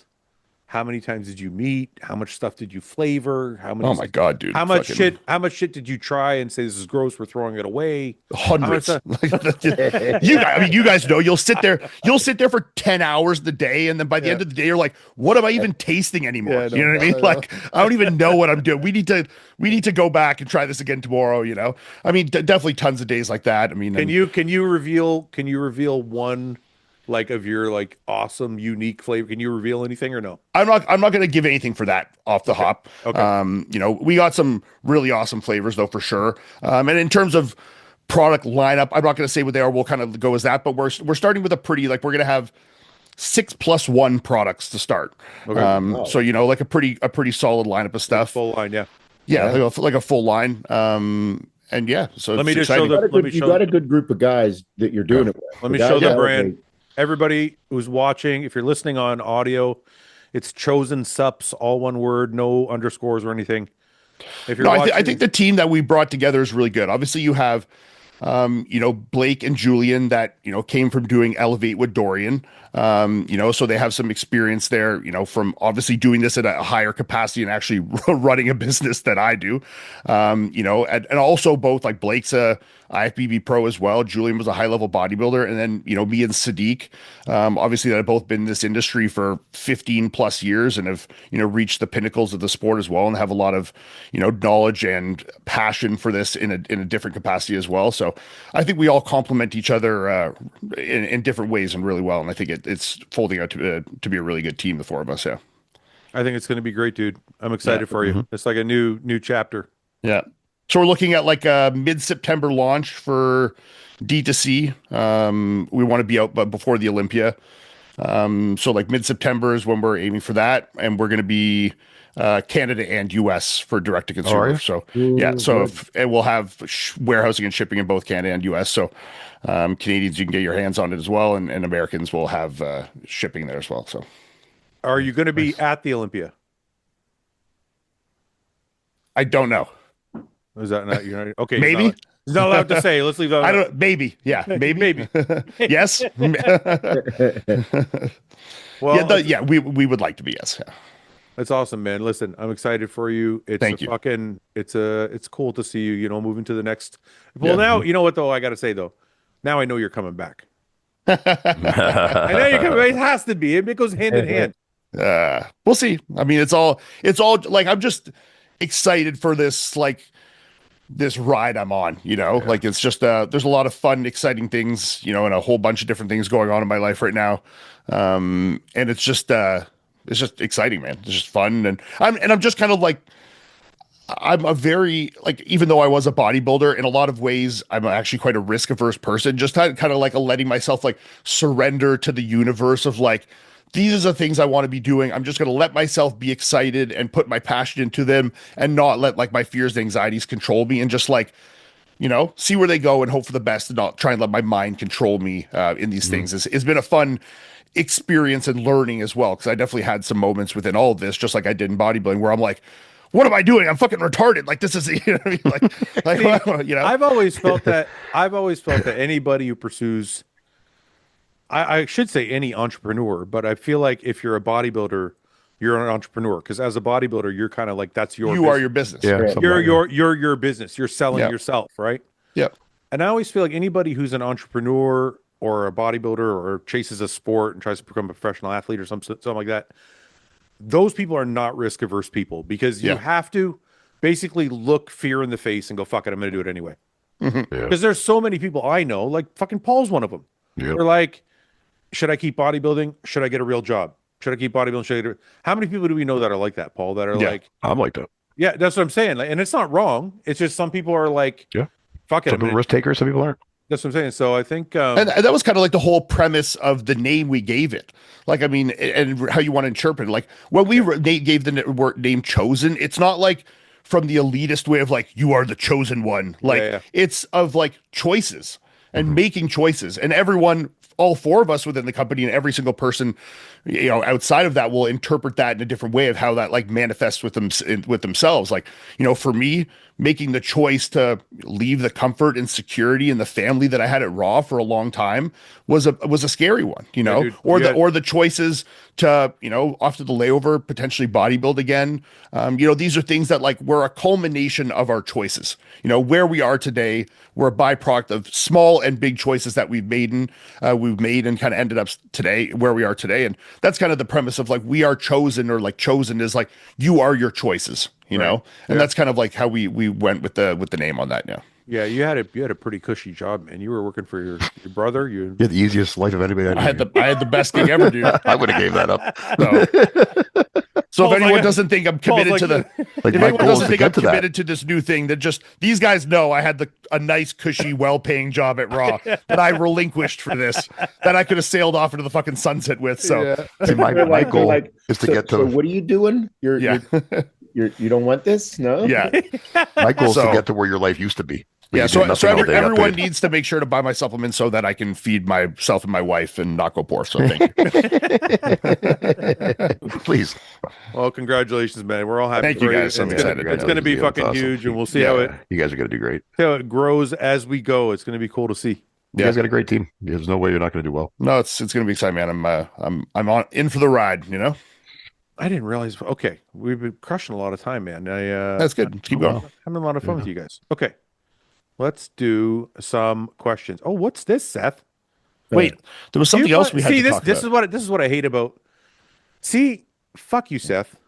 I like that we're all friends and we get to own companies together. I get to say fuck you and you do stuff like this to piss me off. Look at this. Wait. Oh yeah, look at this fucking guy. You see that? Fuck you, Seth. What's that? You know why I said fuck you? I got those fucking samples at my office. Oh, same color and everything? I have one. I literally have one. That's like, it says Hostile on it. And I'm They're like, sick. We have Baseball season. they're dropping. Yeah, they're dropping. It is baseball season. That's what He's it like, is. they're sick. I'm like, great. I can't fucking. You know what? I'm gonna. Do I'm gonna baseball pants, Fouad. Well, we know they're sick if obviously both of you guys want to do them. We know someone's No. on, you're on the limited right numbers page here. available tomorrow. All right. Well, when he runs Super out, limited. when he runs out, you can buy the hostile ones. Yeah. You can buy his and then restock at Hostile. Exactly. And then I'll make sure we do it so then when Hostile's out of stock, then Chosen will be ready to launch them for you too. Hey, I'm not gonna lie. I love wearing baseball jerseys, like in the gym now, because I Yeah. look super cool. I feel really cool in them. Yeah. Yeah. Like you wear a wife beater underneath and like take it off, and you're like, "Fuck yeah, this is sick." Well, I don't take mine off though. I just keep it on.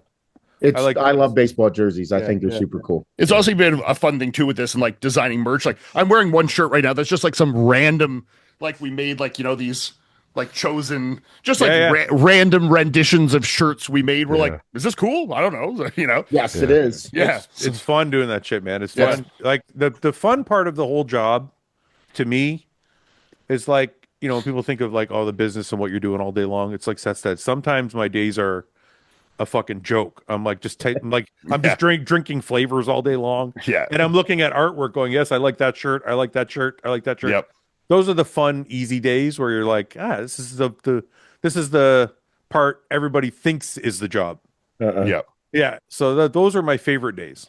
Picking clothing, trying flavors, all that kind of shit. Yeah. We're super, super lucky too. Melissa's helping us do all our merch design. So someone that actually knows something a little bit about what's cool and like looks nice. And she's got more experience than most of us with, fabrics and sizing and sampling and like that whole process. She's got, with her and Chris, she's got a lot more experience than us. So, so she's been, super valuable to have helping us out with that.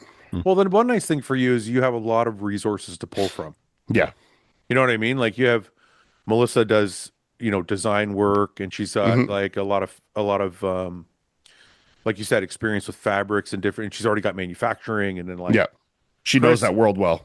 Yeah. And Chris has already been doing like a lot of like the raw stuff with the drinks and everything. So it's like you have like I honestly feel so lucky when I like look at like the arsenal of like people that I have in my group that's just like, from like you guys to even, Dom and Matt and Chris with Raw. Like when I talked to them about it, they were like, dude, whatever you need, hit us up anytime. Like, I'm sure you'll have questions, whatever it is, we are here to help. We want to fucking help you kill it.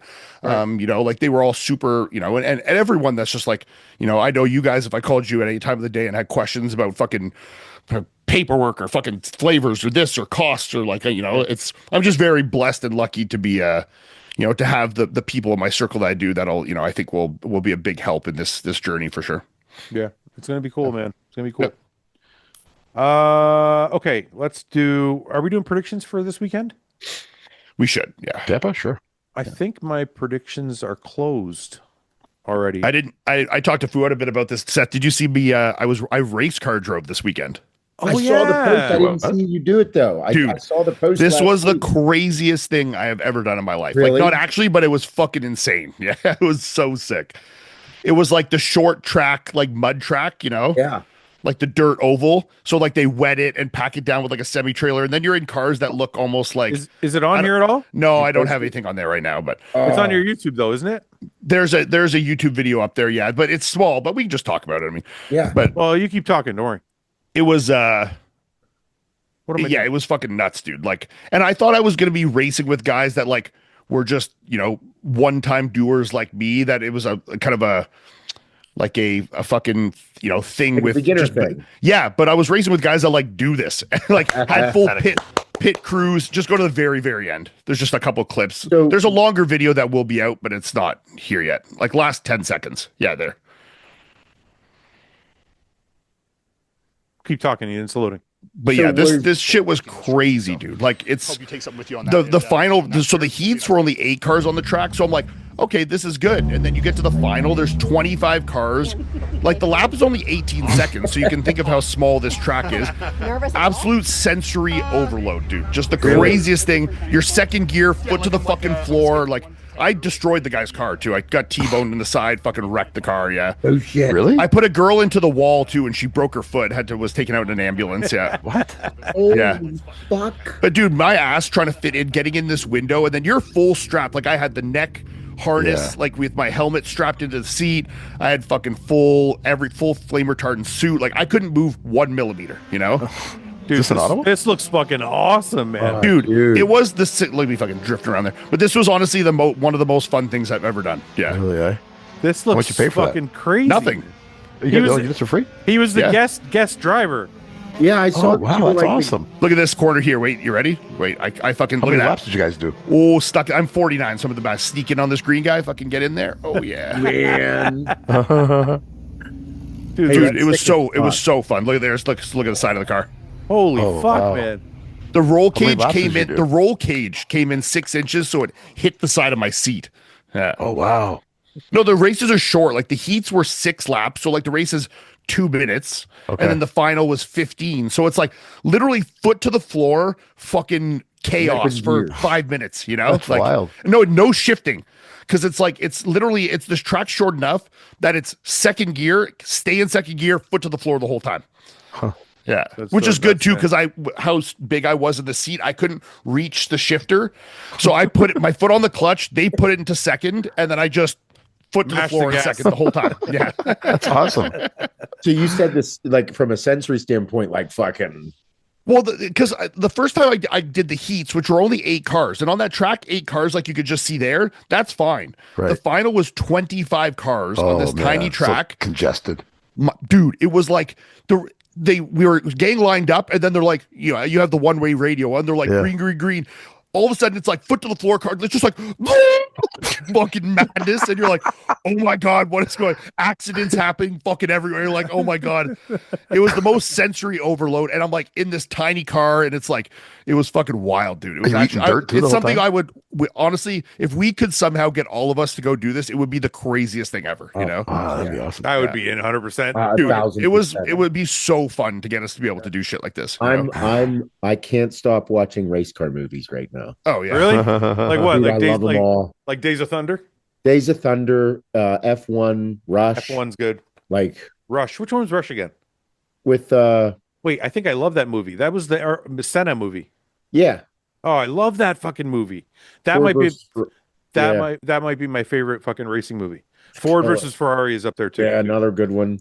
Yeah. I want to do it so bad. I want to do it bad. Like Dude, this- it was You mean what? There's race a car in any race type of a car race? like that. Yeah, just race a car. dude, it's honestly awesome too, because like especially the racing I did, the barrier to entry, like these cars, they're not expensive. Like the Cobalt, like SS, whatever that I was driving, that's built up.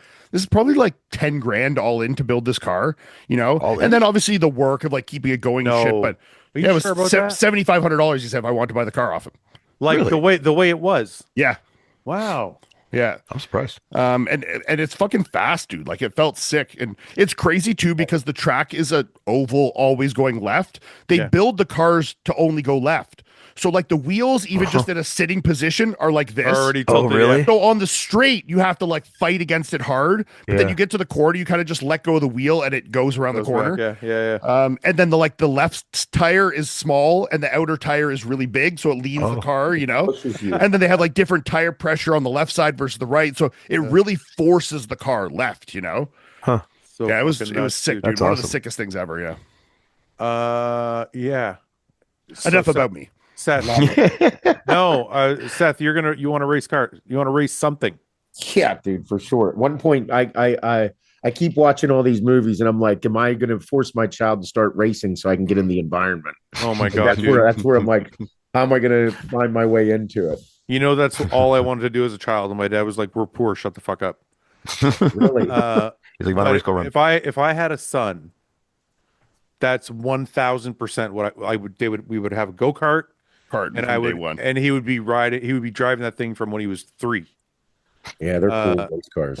That's like my fucking ultimate dream. Dude, imagine having a kid that made it to F1. That would be the sickest thing ever. I mean, that's almost, I don't want to say impossible, but it's pretty hard. Well, yeah, it's 20 people in the whole planet, and they're all like billionaires' children. most of them you know? are most of them are European. Yeah, European nepo babies. You know. I'm trying to find Chris Gaines. That's it. This guy. Sorry, I'm trying to just find something real quick. This is what I want to show you. This guy's name is Chris Gainley, or Ganley. and he's a motorcycle racer, Hmm. but he's an amputee, Ah. and he races motorcycles with just his right arm. Wait, did you take your M? I did take my M. How was that? I got Did you fail? I took my M. Sorry, let me explain for people who don't know. For people who don't live in Canada, when you get your motorcycle license, you write your beginners. It's a written test. They give you your beginner certificate. And the crazy thing is, you can literally go buy any motorcycle you want after just writing. It only lasts for like 90 days, though. Yeah, but listen, at least in Europe, like But yeah, you could go buy a Busa with that. Yeah. in the UK, you can only buy up to like a 300cc bike. Yeah. Yeah, it makes sense. In Ontario, I can go buy a Hayabusa like Yeah. tomorrow. Yeah. Anyway, so you get that, then you get your M2 that lasts 5 years. That's like a driven practical test. That's when you're riding. That's what I've been riding with for Me too. the last That's what 5 I years. have. Yeah. Yeah. And then you write your M, which is like your full final. You have 5 years to get that. Yeah. Yeah. So I wrote that this past weekend, and I fucking scored 99 out of 100. Woo! With one arm. One arm. And the guy was like, you ride better than most guys with 2 arms. The fucking 2 people who were with me, I swear to God, dude, they should not be. They're gonna fucking pass because as long as you you turn your head, You do the things. The Yeah. safety you stuff. put your signal on, stop Yeah. at the white line, you're gonna pass. But these 2 fucking people were terrified to be on the road. I'm like, Really? Ooh. It's honestly something I didn't really notice as much before I rode, but now like when I watch other riders, it's actually shocking how bad at riding a lot of people are. You know, like when you really watch like the mechanics of their riding, how they Oh my enter God, corners, how they position themselves on bikes, how they brake. I'm like, you should not like. I know that there's accidents on bikes, but a lot of it's because people, obviously, cars don't do shit, and a lot of it's out of your control. A lot of people just don't know how to fucking ride, dude. Yeah. Like it's You crazy. think most accidents are driver error or just shit drivers? I think it's probably a pretty healthy combination of inattentive drivers, especially now with cell phones. Probably the rest is a lot of it is speed related, and then probably the other chunk of it there is then just really low skill and fear of riding and It seems- unconfidence. You know, Yeah, from all like the accident video, I watched like this one guy. He's called I don't know, Dan the fireman. I think his name is some shit. It seems like the bulk of accidents are driver related, like motorcycles hitting cars or cars hitting motorcycles, like just. But and who's at fault normally? The usually motorcycle driver? usually the cars. usually Really? Yeah. They're like they run into a bike that's sitting at a light because they don't see him, or they fucking just merge over into them, push or them they- into the wall, or like just really just people driving cars just don't see motorcyclists. Yeah. Well, and you have to right. think now, like think of with cell phones now. People are Yeah. fucking texting and driving, you know, and if you move over or bump a car from the side, it does nothing. Right. You do it to a bike, you kill a guy, you know? Right, It's a right. lot bigger risk, right? Yeah. So this is where I was going with this. This is Chris Gainley. He is a amputee that races motorcycles, and he races them like on real tracks with real riders, and he podiums a lot. With the fucking leader bike too. Like this is him here in third. Yeah, and he's got a leader bike, and these are the controls. That's Yeah. just like my Kawasaki's got the brake and the clutch and the fucking whole thing. Anyway, I told Paul today, and I think Summer might be. I know people watching this are like, you're fucking retard. I know people think I'm a retard. Fuck them. I apologize if you think I'm a retard, but I'm a retard. Okay. Listen, I will say this: racing on a track in full leathers is safer than fucking driving on the street. And I don't also care. the skills it give you make you a way better road driver, you know? What they'll teach me on a track will help me ride better everywhere. Way better, yeah. Anyways, I told Paul today my goal is to get to 200 pounds by next spring. Yeah. Yeah, light. Paul's like, that's never going to happen. Never gonna happen. Yeah. He Up likes that food Retta. way too Up much. that Retta, buddy. He likes food. He'll eat right through that shit. He 12 likes food way milligrams too a day. much. No, I've been good, man. Yesterday, for example, Summer, I ate dinner. Summer pulled out the snacks. I had one bite of one cookie. That was fucking it. I told him though, right now it's summertime. You want to be lean. Wait till Have the you ever winter time. seen? Have you ever seen the movie Seabiscuit? Yes. So they remember the Be scene where chewing on steak the and horse. spitting remember it out. that? Remember the guy? There's a scene where he's eating like his peas. He's eating like one pea at a time, and the mom is like, "Oh, he's trying to race again because he broke his leg. He's not supposed to be racing on horses." Right. And so he gained all this weight when he was like hurt. Yeah. But then his leg got better, so he went to race again. And his wife or the mother caught him eating like one pea at a time for dinner. That's going to be me. I'm going to be eating one pea at a time. Get that weight down to ride your stallion. That's right. How much do you weigh right now? 240. Yeah, he thinks he's gonna lose 40 more pounds. You can do it. I'm gonna have to fucking. I was gonna say chop a leg off, but I already got one arm. Fucking shit. No, you can do that, dude, for sure. I do. I really listen. I know it's fucking insane, but before this happened, I really wanted to race motorcycles. Like I really, really. I know I'm not going to be MotoGP, whatever the fuck, but I really, really just wanted to get on a bike and get out on a track and learn how to do it properly. Because honestly, it's so fucking technical that I know there's probably guys out there that think they know how to ride. Oh my god, it's so different, dude. It's Man, crazy. there's so many fucking things that go into like riding a motorcycle properly, and I just want to learn how to do all those things. And you can't do it unless you go to a track. Every single person I know that has track ridden, even if they were a very good, competent road driver, they're like, first day I went on a track, there's like a guy on a fucking 300, like blasting by me on my leader bike as if I wasn't even moving. Just killing everybody. Killing everyone on a fucking 300, and I'm on like a fucking 200 horsepower bike, and it's like I didn't even move, you know? Yeah. It's like skill on a track is it's such a big separator. It's insane. Well, you know? because Seth, if you think about it, most tracks, unless you go on like professional circuits, most tracks don't have a long enough straightaway to really use a leader bike. Yeah. Right. You're not going to be able to use all that power because there's not enough straightaway to use it. Mm-hmm. Sure. So if you're on a fucking 400 and you know how to take turns, you're gonna crush guys. You're gonna crush everybody. And there's videos of you can go on YouTube right now. Oh my god, you can watch 10,000 of them. Yeah. Type in like 400cc rider kills everybody else, and you'll see him on a track on like a 400cc bike, just burning everybody up on the track. Yeah. It's awesome. So anyway, that's my next goal. I mean, you've already proven that this is possible. Like you went from having the accident to not riding to riding competently to passing a riding test that a lot of people fail. 99 out of 100. Yeah, exactly. So it's like it's all. I bet you there's people that have been riding for the full 5 years on their M2 right to the end that feel they're good drivers and that fail or barely pass their M. You know, so like it's already shown it's in the realm of very high possibility. You know, I just want to explain one last thing before we move on why this is possible. Most people that ride know, and people that don't ride don't know this, but you don't actually use your arms for that much when you're riding. No, especially in track riding. Like the control of a motorcycle is more in your core and your hips and your legs. Mm-hmm. So I kind of, not to say it, but I don't need it. No. So, okay. I shouldn't say that. You're proving it. And I mean, that's part of this. Yeah, I mean, you're doing it. It's like it's not up for debate. You're literally doing it. Yeah. Okay, let's do these predictions real quick. Let me bring up the lineup from Tampa. You guys see Charles Griffin put up an update today too? No. Look good. Yeah, he's a little. Yeah, maybe I haven't seen him compete in a while. I think he's a little. He looks good. His conditioning looks great. Shape looks nice. I think he's maybe a little too small to bang with the top four. That's what I thought. Yeah. I thought like the side leg just didn't. Like and the legs from the back a bit.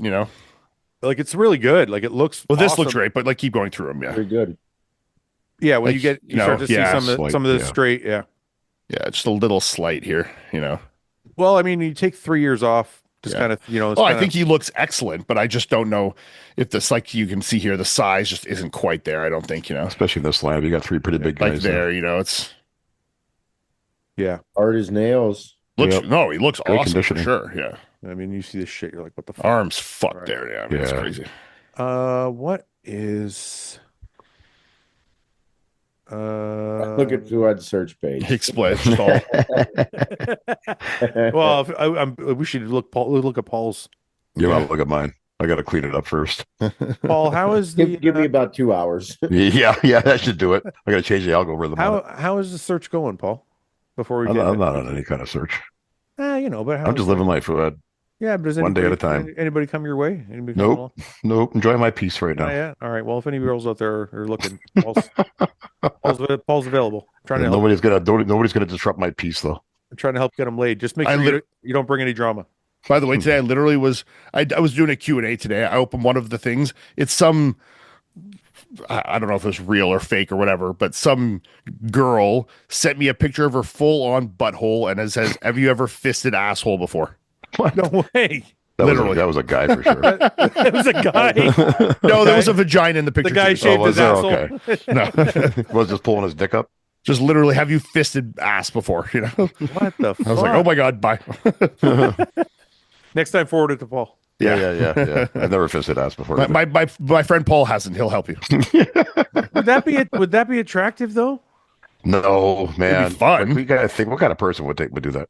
I think if a girl asked me to fist her asshole, I might leave the house. Yeah, you got to think that she's I'd be a got. little nervous. Yeah, I've never like, fisted anything, but I would definitely be interested to try. I mean, the most I've ever used is 3 fingers. really, Yeah. that's the most. I've never done like this. Paul's This- like I've rookie never done- season. Paul's got like. The Paul, blade, do you do know? do a blade blade or do entry. you He's got the or do you blade. do the or do you do the, Oh, you got to or have the- a pretty big this vagina is called if you're gonna do this is called the Arabic food eating. The duck lips. that. The pita, Yeah. holding the pita. The pita. This is Yeah. called the pita. You got to have a pretty big vag if you're gonna get that in there. I go with Yeah. the blade. If I can get it in there, you know. You do the blade. The blade is bigger, dude. Look how long this is. Yeah, look at blade the is surface longer. area. The blade is longer, but it's not round. It's not. It's full. wide. Wider, but though. this whole thing doesn't go in. It only goes up to the knuckle. Well, no, you got to get the full. Well, You got to get to the wrist, bro. yeah, No, I yeah. think that's the idea with that. Yeah. Yeah, I've never done that. The vagina is very expandable. There's- Yeah. I mean, Expandable. Paul's watched humans. Malleable. come out of this. Malleable. I've watched 2 human beings come out of a Yeah. vagina. Yeah, be 10 amazed centimeters what is those bigger things- than my fist. You know. You'd be amazed what those things can do. Yeah. So you've done the Time is right. blade. You've done the blade. Well, I can't. Well, I've attempted the blade. Successfully though. Depends on what your definition of success is. Successes. Yeah. I How, thought how it was many cool. how many knuckles of blade? How many? Well, at least to the second. The second knuckle. Okay. Yeah. Jesus Yeah. Christ. How does that even turn you on though, dude? Seriously. Really? Me? You're not Doesn't into that, turn me Fouad? That doesn't turn me on at all. You want to blade somebody? I don't think finger banging doesn't do anything for me. No. Well, it's Not foreplay. unless it's like if the girl loves it, then it's cool. But it doesn't like Well, it's- what girl doesn't love it? some girls don't want to get fucking finger blasted. I think they all like to get finger blasted. No, It's they why would don't. they? Okay. No. I don't think so. Comment section girls. There's 4 of you out there. Yeah. Please let us know. Or Yes. There's no.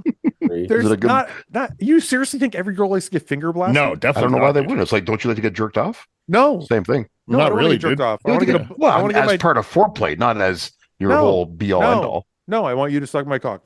I bet you Not even, there's. like, I grab bet it you first. there's a large portion of girls that don't like to be. fingered Somebody's at all. gonna cut that out. It's gonna be just me and you, and I'm like, I like a little jerk off before it's Yeah, sure, once in a while, but do you really? Well, I mean, like not for very long. Hold mind on a you. minute. Hold on a minute. But So Paul, you have to wait, realize wait, there's wait, girls wait. there's girls that don't even like guys going down on them, you know? Just hold Yeah, on a that minute. I wouldn't- want to know what's going on here. So you don't.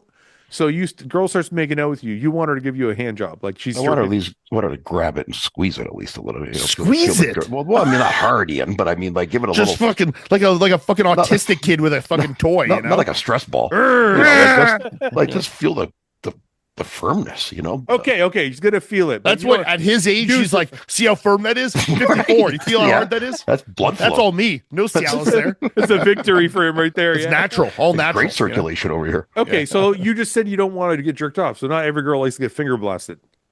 No, I didn't say I don't like to get jerked off. I do like to get jerked off, but just not as the be all end all. As Okay, part of but wait a minute. You like to A get part of a jerked off. ramp up. Okay, hold on. You like to get jerked off. Don't rotate the plane. I don't. Yeah. Yeah, but you do and I don't. So that means there's obviously a girl out there that's like Yeah. doesn't want to get So- finger blasted. So if Summer were to put your hand down your pants and give you a little hand job, you tell her to stop. I'd be like, Put it in your mouth. Are you gonna use your mouth? No, but I've dealt, dude. I'm I'd sure be we like, all. I would look at her and be like, What if you're are- kissing? Be like, what are we in grade 8? What the What fuck if is you're this? kissing and she grabs your dick, and she starts jerking you off for a minute while you're kissing? Would you tell her to stop, I would push her head. or you just start moving your crotch up? Yeah. Until it gets to her face. No, Well, that's but there's definitely girls who don't like to be finger banged. For well, sure. I'm not saying they want to be I'm finger not saying- blasted for like 20 minutes, but as a part, for 30 seconds, maybe 2 minutes. So you're saying you don't think there's any girls who don't like it? I I'm just think saying it's there's funny. very I just few. think it's if funny. they don't, I think it's funny that you think everybody likes what you like. Yeah, that's crazy. Why would you like it? He's like, I love cookies. Why wouldn't you like it? I don't understand. Right? What's wrong? You How mean come you you don't don't like like this? cookies? This must feel good. What do you mean? You don't like my sausage fingers in your box? What the fuck? My calloused sausage fingers. Yeah. You don't like those? I haven't cut my fingernails in 3 weeks, and This is how cuticles and shit. He's like, Oh my god. fucking Paul. You're Couple fucked. warts. getting Dude, you're fucking, never getting gonna be- UTIs every time they get finger banged. You know? You know what? I wash my hands, Ian. We can't sure. have these conversations on the podcast anymore Okay. because it's actually doing more damage than good. It's like I know, making it. but- It's like No, making girls. This is gonna bring girls to Paul, not the other way around. No, it's not. So far, it's not you. I think you can say. it- so far. It's not. They're gonna love it. Yeah. All right, predictions, guys. Okay. Let's knock these out. We got to do some questions before we go, and it's already late. Are we doing the full top 10? Like, no way. No. Just do top five. Just do Okay. top five. Five. Okay. Well, it's a pretty easy top five. Okay. No, it's everybody- not. That's so everybody- hard, dude. Well, yeah. There's Everybody- Other than the winner. Yeah. Everybody's saying Nick, right? Yeah. Okay, I'll put that down. Just Nick. Okay. And then who's okay? Ian, you're first. Who are you saying second place? How many people here are gonna go with James? Doesn't matter. What do you think? I haven't decided who I'm going with yet. Ian, I don't want you to think about what everybody else is doing. I want to know what you're doing. Is this the whole lineup to it, or does it scroll down? No, I think this is the whole lineup. Yeah. I'm gonna go Joe just to rile things up here. Okay. Then James. No, wait a minute. Okay, fine. I'll put James. Paul, what do you think? I got the same. Joe, and then James. Seth? I'll go. Uh, Go, Seth. I'll just go against it. I'll put James and then Joe. Yeah. If Seth was gonna go, I was just gonna switch then. So Yeah. that's good. We got to have half and half. Yeah. I think that I honestly think that that's going to be the battle of this show. 100% agree. Yeah. Yeah. Okay, fourth place. Then I'm gonna go Ken. Who are you taking, Ken? For fourth? Yeah, I like it. Or Charles, eh? Yeah, I'm taking Ken over Charles too. I was Over thinking. Patrick. I was thinking. What if Old Decker just fucking shocks everybody? He's huge. Yeah, he is huge, but he's older. Rashid Old Decker is a freak, dude. He's Can an you bring him up? I absolute haven't seen freak, him. dude. Yeah. I've done some shows with him. He's fucking like humongous in He's person. a freak. Really? He's a. Oh my freak God, dude. freak, He's like yeah. 290 on stage. Has he He's been huge. away from the stage for a while or something? He doesn't He seem kind of like that- sneaks in shows randomly Yeah. here and there. Yeah. If he could get shredded, dude, monster. he would fucking scare people. Yeah. Where the fuck? He doesn't have any photos. Did he compete last year at all? I mean, look at that just bottom video there, the very bottom. One sec, let's see if there's there's nothing here. Just go to the very, very bottom. And there left. Yeah, just like you can see. He's fucking Yeah. That doesn't really do it, man. He's got a crazy physique. no, he's big, yeah. Anyway. Okay. Sorry. We were at fourth. I already my went. I put I'm going to go Ken. Charles. You're going Ken. Paul, you're going Charles. Yep. I'm gonna go Ken. Yeah, I like Ken. Okay, fifth. Then I'm gonna go. Let's do 6. I'll do Charles, and then I'm gonna do Patrick Moore. No, fifth.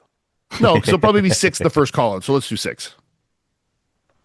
I probably even would put Tim ahead of I was Patrick. going to But say, yeah, Tim. Yeah. Okay, who's go? So Ian, you're going Tim fourth. no, I'm going Charles 5th. I'm asking for fourth place, Ian. I said Ken. Oh yeah, you're right. I'm sorry, I have it. So fifth, you're going Charles, Yes. and I'm gonna go fifth place. I'm gonna go Patrick. Paul, you're gonna go fifth place. You're gonna who are you saying? Fifth, I'm going to go with Ken. Ken. Seth, you're going fifth place. Who is it? I'll put Tim. Tim. Okay. Six. I'm gonna go. Oh, Ian, you're sixth.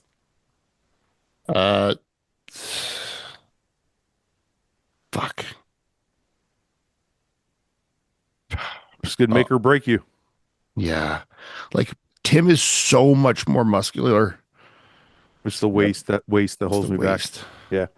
And maybe you could go Rashid. I mean, Gianluca's really good. Wait, isn't this Robert guy good too? Dan Manson's is good. Dan, can you pull up Yeah, this he is Robert good. Wilmot? What's his last name? I can't read it from here. Wilmoti. Robert, where's Robert? Robert. What the fuck?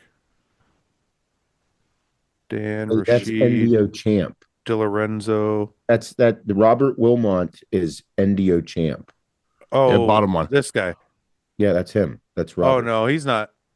He's just like the Instagram Oh, that's the guy that- from that does the videos for Diamond Jim. Oh yeah. No, he's not going to be 6. No, yeah. Oh, yeah. Dan Manson's. We'll take a look real quick. Yeah, Dan. I had a lot of people messaging me saying him doing good. Yeah, he looks. That's a nice physique, dude. Yeah, He's it's really good. He's shredded. I don't know how big he's going to be on stage. Like, can that be Tim though? I don't know. Tim's big and he gets shredded. He looks really good. I just don't know if he's big enough. Tim Yeah. was killing it last year. Yeah. Let's take a look at Tim real quick before we decide. It was just hard because, like, in pictures, Tim is like he wins the goddamn show, you know. But like Then you put him next to somebody and you start to see the that's flaws. where you see the flaws. Yeah, You know? yeah. I don't like the way he hits that pose. No. But he's so big, you know. And he's always conditioned. Yeah. I don't know. The waist throws me off. Yeah. For sure. That's his. I'm gonna go Patrick Moore then. Patrick's been just jumping around different shows all year, right? Patrick. I'm going to go Charles. I'm gonna Paul. go Charles. Seth, you're going Charles. Paul. What am I on? 5 or 6? 6. 6. So I had Ken in 5. You have I'm Patrick, gonna go- Patrick left if you're going to pick Patrick or Tim. I'm Wait, gonna so go Tim. who did you have in 4th then, Paul? I had Charles. Charles Griffin Charles in 4th, Charles, And then Ken, and then okay. and then Ken. Yeah, and then I'm gonna go Tim. Tim. I think Okay. I like to go Patrick, but Patrick's just inconsistent at times with his condition. Nah, give me Patrick. Nope, too late. It's in the box. Okay. I'm the only person that doesn't get that courtesy. All right. Let's do some questions really quick and then we'll get the hell out of here. Can we get a thread going of progressively hard words for Paul to spell? Okay, let's do that on the side. If you had to replace your hands with 2 kitchen utensils, which ones would you pick? Spoon for sure. I'm gonna do tongs. I'm gonna do. Tongs for cooking. Well, I need tongs. How am I gonna pick up anything if I get rid of my hands? You need a Tongs is a fork. good one. So I'm gonna stab. What if I gotta pick up a piece of metal? Am I gonna stab it? Oh yeah, I have to go through life. I need something to pick stuff up. yeah. I was thinking just purely food. So yeah, I need tongs. What about For scissors? sure. Well, then I gotta cut everything. I don't want to destroy everything I pick up. Yeah, but you could gingerly, like sometimes I pick up stuff. No, I want to pick up a T-shirt. And I'm gonna fucking snip it, like, you know. That's true. But I thought it was in the, Yeah. I thought it was in the. Yeah, I guess it's not in the context of just the kitchen. I guess it's for everything. Yeah, okay. I need tongs and I need a knife. I'm going tongs and a knife. Yeah. That's gonna be hard to get through life though. Why? How are you gonna drive? With the tongs. Yeah. That's iffy. So what? You're gonna drive with a fork? Like what? What's No, your no. option? No. I know. I'm just Okay, trying to give me think of another what a better option tool then. The be. spatula. Can I pick like a multi tool? Like no, what? it's a kitchen utensil, man. Yeah, pick a Swiss Army knife. You know, like Is there anything that grips? Yeah, tongs. Yeah, tongs. Tongs are the only things. I don't think tongs would be the answer. Well, Like think Paul. It's Think of really- like the plastic or rubber salad tongs. This is the first You know? time, Paul, you have not wanted to give Ian the answer. Usually, I just don't usually- understand what else you would put. usually you fall right in line with Ian. Now you're like, Yeah, but this provokes some thought. You know, because you got to. There's a lot of things to consider here. yeah, but there's nothing else that you can grip anything with How would you other pick than up tongs. your kids? How would you pick up your kids if you got tongs and a knife? Well, what else are you going to use, Paul? Yeah, I don't know. right, I don't nothing know. else. But the option A isn't wooden how do you pick spoon? up your children. It's you have to do it. How are you going to do it the best? Yeah. You know? You know what? I'm changing my thing from tongs and a knife to tongs and a spoon. Yeah. I mean, sure. The knife might be a What are you little going to do with a bit steak? inconvenient. Huh? What are you going to do with a steak? I'm going to grab it with the tongs and I'm going to bite it like I do now. Yeah. What do I do with the steak now? Yeah. I got never thought of that. one arm right. Yeah, I know you don't think of. You don't ever think about my I- problems. I- You I just think about. You just think everything's fine, just as long I as just forget that there's anything different. as long as I go to sometimes. the gym with you, you don't care. Yeah, I know it's not that I don't care. I just don't think there's anything different sometimes because my life hasn't changed. I know your life hasn't changed. My so life it's- has changed. I know. This is like the jerk off question. You think just because you want to finger blast girls, you think all of them want to get finger blasted? Why wouldn't I they? think they like it. Why wouldn't they? Summer, what percentage of girls do you think like finger blasting? Getting finger blasted? No, for real. Maybe say it softer. So Like it sounds like more if you asked like 10 chicks, how many out of 10 do you think would like to get finger blasted? digitally penetrated. Digitally penetrated, Paul said. Yeah, sounds softer. That doesn't sound softer. It sounds gross. Yeah, it Sounds more sounds like weird. sounds more like you're making love. When I think of a digit, I think of an ape.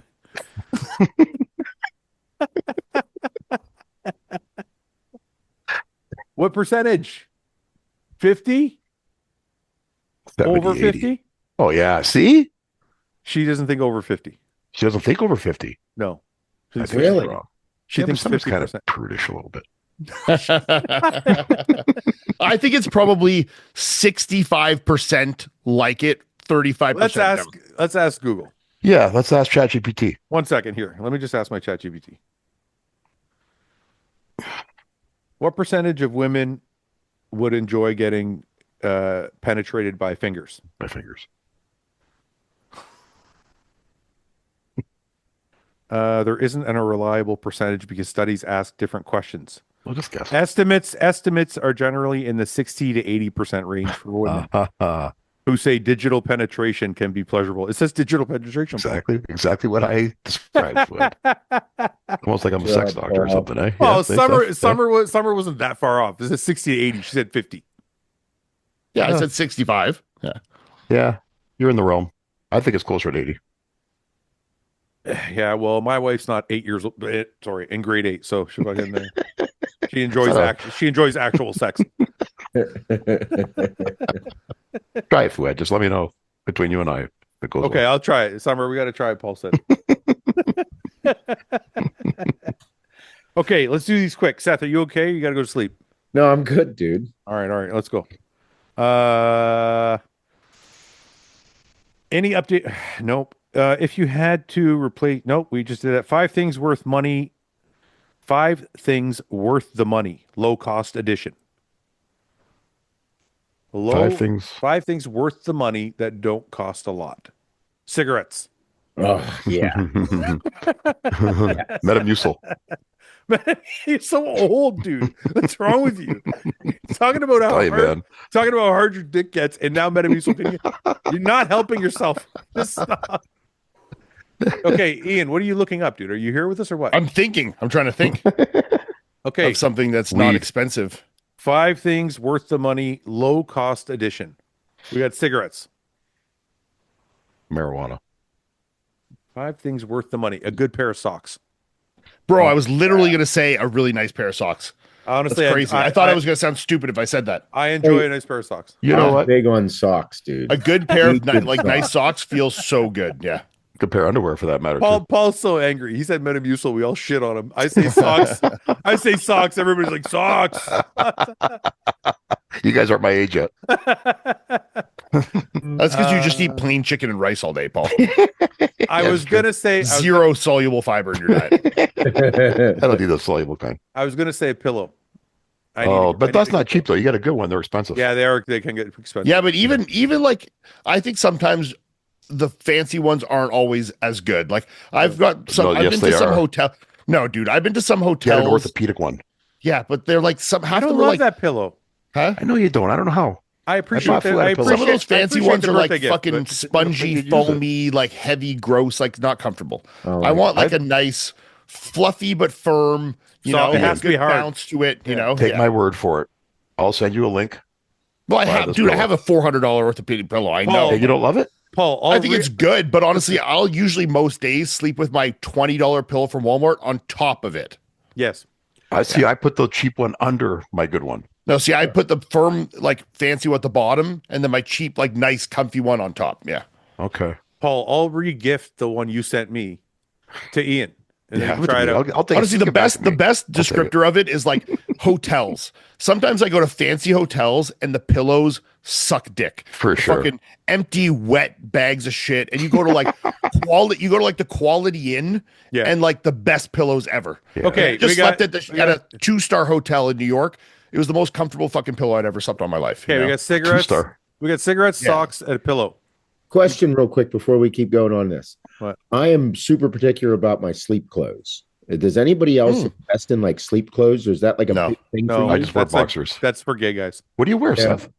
No, I wear like I've these shorts. Seth's got that I wear to pajamas. sleep. Do you have pajamas? No, they're not pajamas, but they're super comfortable, like athletic shorts. Okay, And that's then, like, different. stretchy I can see. shirts, I can like see that. And a oversized shirt? You wear a stretchy shirt to bed? Yes. I do most of these too. Yeah. Do you really? Yeah, I but wear- I'm specific. So I agree with you. I'm very specific with the shirt I wear to bed. Yeah. So I have 2 Lululemon style shirts and 1 Gym Reapers one that are like a very light, stretchy kind of like material and a bit oversized. Yeah.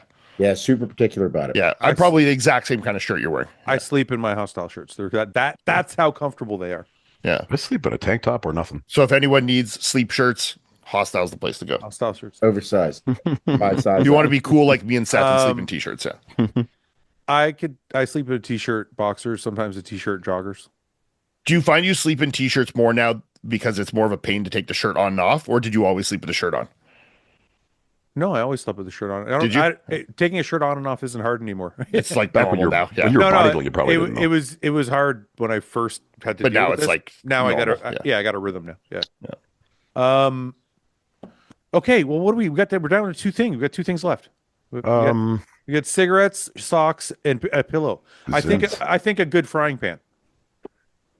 I mean, I know it. You could look at this 2 ways, but it could be very cheap. Is honestly, I think a fucking dog, That's not cheap. that could be dude. expensive. You could go to the pound and get a dog for free. Yeah, you know? but then you got to pay for fucking vet bills and Nah, shots. dude, and my fucking- dog's 15 years old. It's never been to the vet in its Plus, life. that's It's not a fucking fine. thing. That's a fucking dog. Yeah, that doesn't You're qualify you. You're like dogs. Slippers. He's like, I had my kid for free. I'd say Yeah, free. slippers. I don't wear slippers, but I could agree those could be nice. Yeah. Yeah. Indoor shoes. Slippers. I actually wear slippers more now. Me too. As my arches have. No, not because I have a problem. I just like keeping my. It's feet- probably the reason why. You I think it's because I'm off steroids and I don't sweat as much anymore. So I actually like keeping my feet warm. Yeah. When I was on a bunch of gas, I was like, I want to be naked all the time. Yeah. I mean, can I we love- just say testosterone? Testosterone's cheap. Yes. Yeah. Yep. Okay. Backwater. Well, fuck yeah. Backwater. Okay. How to transition out of feeling like you need to be huge. That's I a haven't yet. deep That's question. tough. Paul Still still working hasn't on it. figured. You Paul do still need hasn't to be figured it out. huge, so you're wrong. I got another good 10 years of growing. I'll answer that for me. I figured out I only got huge for competition. I wasn't huge. I didn't want to be huge before I started competing. So finishing competition was like I was okay with getting small again. Yeah, I mean, I had a time where I got out of it and I didn't, and I came back to being huge and not huge. And I think it's tough from 2 ways. As a bodybuilder, obviously, we put a lot of identity wrapped up to it. But I mean, I think you really realize, especially once you go out of it, is that nobody cares. You know, Nobody like literally cares. literally no one cares, dude. When I would go to the Arnold or the Olympia, my lineups didn't get shorter. My sponsors didn't change. Like literally no people like you for you. And some people started like you because they found you through bodybuilding or you met them at the gym because you were a big guy. But really, nobody cares, dude. People care how you are as a human being. And look, I understand from the personal perspective of liking how you feel in the gym and liking how you look. So I think from that perspective, you just need to find something that scratches your itch to be challenged, you know, like Seth does with different styles of training. And you can dive in headfirst those things and find something that really excites you. And it might take a while to find that thing, you know. Yes. It could be you try one thing and you're like, this is it, I need to get back to training. But don't just stop at the first thing you try. You could try running, you don't like running. Okay, well, try jiu-jitsu. I don't like jiu-jitsu. Okay, like try a million things. It's gonna take time. It took you time to find bodybuilding. It'll take time to find whatever that new thing is that makes you feel fulfilled as well, you know. Everything you just said is 100% true. Yeah. fucking don't stop trying new things. No, just got to do it. And Man. your identity has been to be huge. So it's going to be this transition in your mind that you have to personally work through. It's that's the toughest part. And it's you. You're people like you for you. Whatever you go in, that's it literally doesn't matter. Yeah, dude, it's really hard to do because it's something that I battle. Like now I'm like 208 pounds now, and I'm like, man, maybe I should, I'm going to start training heavier again and doing this. And it's like, man, it's crazy how it can just grab a hold of you. And it's like, I'm enjoying, I like how I feel, but I mean, it's something that everybody battles with, and it's okay. Just keep trying new shit. I think you get past it, Seth, because, and you can correct me if I'm wrong, you enjoy the training more than the being huge. Oh yeah. I just love fucked up shit. This is what I'm saying. So like, this is kind of like how I got through it was like, I still train every day. Me and Paul still train every fucking day. And before the accident, we still trained a lot of times like we did when I was younger. So as long as I could train, I didn't mind not being fucking 300 pounds. I was like, I just love to train. But like you just said earlier, you're like, I want to race my motorcycle. Yeah. It's like it's that constant challenge to do something that the progression. Don't ever stop doing that as a man. In my opinion, you should always have those things to challenge yourself and just, you got to keep that because Edge was being huge. 100%. So tomorrow's my birthday. Can Paul include me in his prayer? That's Barbell Daniel. Sure. It's my birthday coming up too. He's a Leo.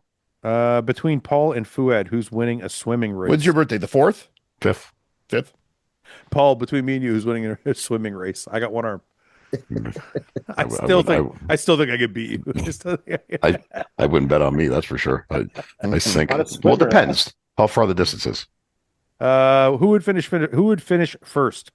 Paul running a marathon or Ian squatting 225 for 1,000 reps? Oh, me for 1,000 reps. Ian 1,000%. I'm on. Yeah. Paul is not finishing a marathon first. Well, let's say Paul could finish a marathon. Let's say if he could, and he walked the whole thing and completes it in what, 8, maybe 10 hours or something. Well, what's a marathon? 8 point. What is it like? What are these numbers here? 42.2 kilometers. 42.2 kilometers. Yeah. Paul can't even walk that, man. Fuck that. No, that would take me a fucking weekend. Yeah. You'd walk 10 kilometers and take a break. So if I did 100 reps and then took a 2-hour break and did it over 20 hours, I would still think I would beat Paul. How bad 20 hours? How bad would your DOMs be though? You'd be fucked. It'd be pretty bad. Yeah. If I did 10 sets of 10, 10 sets of 10. Because like 10 sets of 10 of 225 would be very easy for me. Like it would be 10 reps, chill for a couple minutes, 10 reps, But I wonder like the 10th interval of that, you'd be brutal. You'd start to be but the thing is I could take my sweet ass time. He's not because you're not finishing anytime soon. Hey dude, I think you're doing 10 sets I think you're doing 1,000 reps, and I bet you could do that in 15 hours. You know what, Seth? You imagine I'd be somewhere between 15 and 20 hours, I think. Yeah, for sure. You know what? I'm gonna fucking try it. Do it. Even just do it with 135. Can I scale back to 1 though? Because I haven't been squatting for a long time. Do 1 plate and see how long. You want to see how many times you're going to do 1 plate? I can do 1 times. I can do 1 plate for 1,000 reps before 1,000 reps. Yes. Do it. How long a time frame are you giving yourself? Before we'll give you like a 5 kilometer, 10 kilometer run. I have to run 10 kilometers. You got to do 1,000. You got to run half of it. You got to run 21. Do I get to train for this? You got to run half marathon, 21. 21. How long does an average person take to run? I like how he asked, do I get to train for this, as if he's actually going to train for it. Like if Fouad's like, yes, you can train for it. You're not going to train for this. He's going to start jogging. He's going to start jogging tomorrow. I'll up my assault bike. Yeah. But how long does the average person take to run that distance? A half marathon? Yeah. An hour and a half or something? 2 hours and a half? I think it's like, Paul, you want to do it? How long would it take an average middle-aged man who's... Oh, God, forget it. Okay. 3. Yeah, 2 or 3 hours, yeah. Which superhero would you be and why? Paul can't say Black Panther.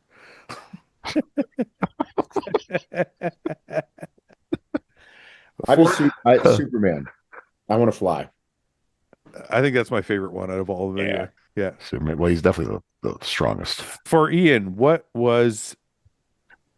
you thought about from last season? For Ian, what you thought about from last season? I don't know what that means. Right. Read it from first beginning. I'm literally reading word for word for Ian what you thought about from last season. I don't know I what don't know that what means. that means. Okay, let's move on. It sounds like they're asking about a show. Oh, the show From's last season. I haven't watched. I'm not up to date with From. So if that's what they're asking about, Oh, okay. but the show's a great show if you guys haven't watched From. It's leg day, and you can only choose one item as a tool for your session. Pre-workout, knee sleeves, headphones, intra-workout carbs. Well, since we all own supplement companies, pre-workout. Pre-workout for Yeah, sure. pre-workout. I actually, I'm gonna disagree because I think that leg day is the one day I shouldn't take pre-workout. Why? Personally, because I think caffeine makes leg days harder, not Oh easier. yeah, non-stim. Yeah, you got to take non-stim really? on leg day. Disagree. Well, Why it do you jacks find your that? heart rate up more. It does make it harder. Okay. No, it Yeah. doesn't. It does. Well, how much caffeine? That's the whole point. Well, like, yeah, if you're going to take 100 milligrams, sure. But I think right. anything 200 plus, I think is going to make a leg day harder, in my really? opinion. Yeah.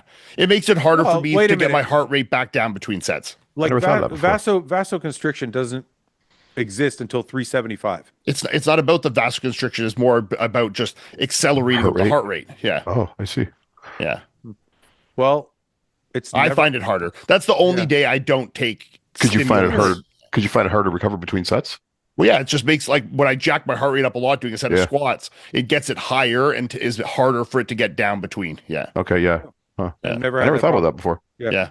Like, look, it's not like it's one of those things you don't notice until I find you do it on the other side. You're like, oh, this is a little bit better, you know? Yeah. Okay. Yeah. So like if I do take caffeine on my pre-workout on my leg days, I do like a half scoop and then I do stim free stuff with it. Yeah. So what out of those four is your go-to then for that? Because Probably intra workout or knee sleeves. headphones is a good one, but I have I train with a training partner, so Yeah. it's yeah. Yeah. well, we have speakers in the gym, so I don't need that. Yeah. I'm saying pre-workout. Okay. I'm saying pre-workout too. Seth? Non-stim pre-workout. Yeah. Big non-stim guy. Yeah. Do you think 3 whole eggs, oatmeal, and fruit is good pre-workout meal? No. No. No. Not enough protein. Really slow carb digestion and too much fat. Yeah, it's just a bad carb source, bad protein source. Chicken and rice, dude. yeah. Just so we have a little bit of explanation here. I personally, and I don't know, everybody probably feels a little different. I personally don't want a lot of fat, especially saturated fat, in my pre-workout. It seems like Especially a if little you're- bit though. If Maybe you're if eating it's like like an 2 hours MCT. before, but yeah. If it's like an MCT or something, like Right. I would rather have like, for example, if I have my choice, I'm not having ground beef pre-workout. Yeah, my pre-workout meal actually has 0 fat. I That's eat what I'm saying. I eat You don't- white fish. I Yeah. eat white fish and rice and fruit. Yeah. You don't get hypo at all during the workout or before? I drink 75 grams of carbs during my training. Oh, okay. That's different than yeah. And then the only other thing I would say about pre-workouts is my carbs. I don't want them to be too slow digesting or too high in fiber. Yeah. You get something like a fucking oatmeal. It's going to sit in your gut. You're going to you're going to be yawning your whole fucking workout because your fucking blood's rushing to your stomach. White rice, Yeah. chicken, ground turkey, Cream of white rice, fish, something cream like of that. rice, whey. I just explained. Go ahead, I just Seth. did this in a Q&A talking about the pre-workout meals. It's like you need something. Everything we Fast. do throughout the entire day is geared around our training. That's the most important time. I do not want a bloated stomach before training. I always found it hilarious, Seth, This when is you're when your yeah. this is Go when ahead. your performance has to be at the highest. Mhm. Yeah. So it's like you need something that's easy on your gut that digests well, and then you can supplement your workout that much more. Yeah, Like what if- you what said if- with the When I was- for carbohydrates? when I was 300 pounds, my smallest meal of the day was my pre-workout meal. It's my smallest meal of the day. Yeah. But what if because of work schedules, whatever, your pre-workout meal had to be about 2 hours before training? Then would you have something that's slower digesting? No. No, you still wouldn't? No, I know what Paul means. Paul gets hypo pretty easily. So No, you're it's only not that. eating- then you're not eating enough. Sometimes my work schedule too, like I have to get my last meal in at work before I go train. And Why I'll you just go- eat another meal before you train? Yes. because I can't because my way my work works like I can't No, just he's eat saying- meals he's whenever I saying that- want. Finish at work, eat another meal, go train. No, he's saying No, that I it'd can't be too because I work a close. long shift. So I have to go right from work to the gym. I can't have time to go home and eat another meal or anything. I'd have a light snack. Yeah. Yeah. I would honestly just eat another meal on my drive to the gym personally, but that's how I would do it. Yeah. For me, that would be too close. I don't want that. I eat and walk out my door and go train, but I've done that for but years. there's what? Can't do How long? Half hour, 45 minutes in that time? 20 minutes. Can't do Yeah, it. but you know what? When you're eating Yeah. white fish and rice, That's why I eat that. yeah, you can do that 20-minute, half an hour Yeah. shit.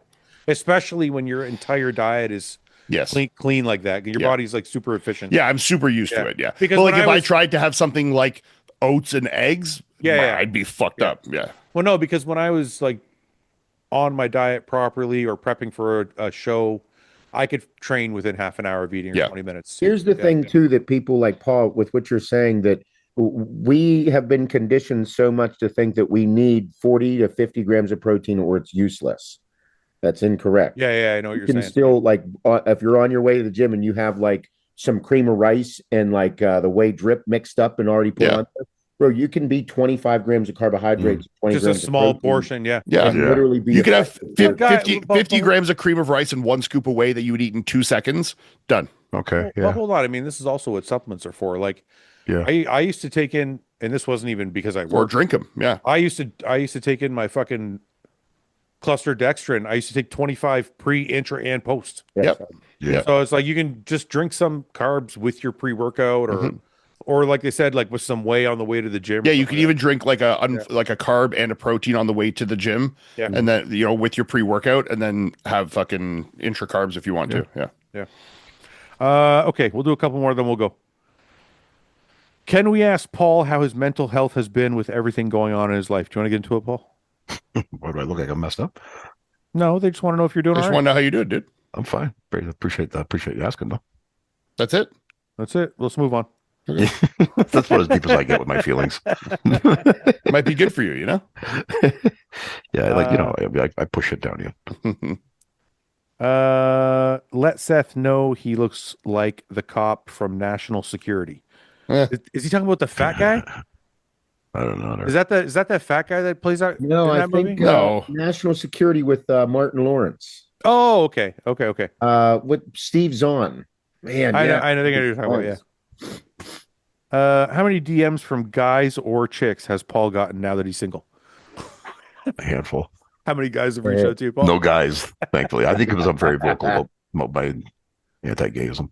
Ever had a time where you started a bulk and upped the calories but lost more weight? No. Say it again. Not Ever- starting a bulk, no, but I've had it like on rebounds. Yeah. It says ever had a time where you started a bulk and upped the calories Oh. but lost more weight. Oh, it's been 2 hours. Sorry, guys. My camera lets me know when time's up. Okay.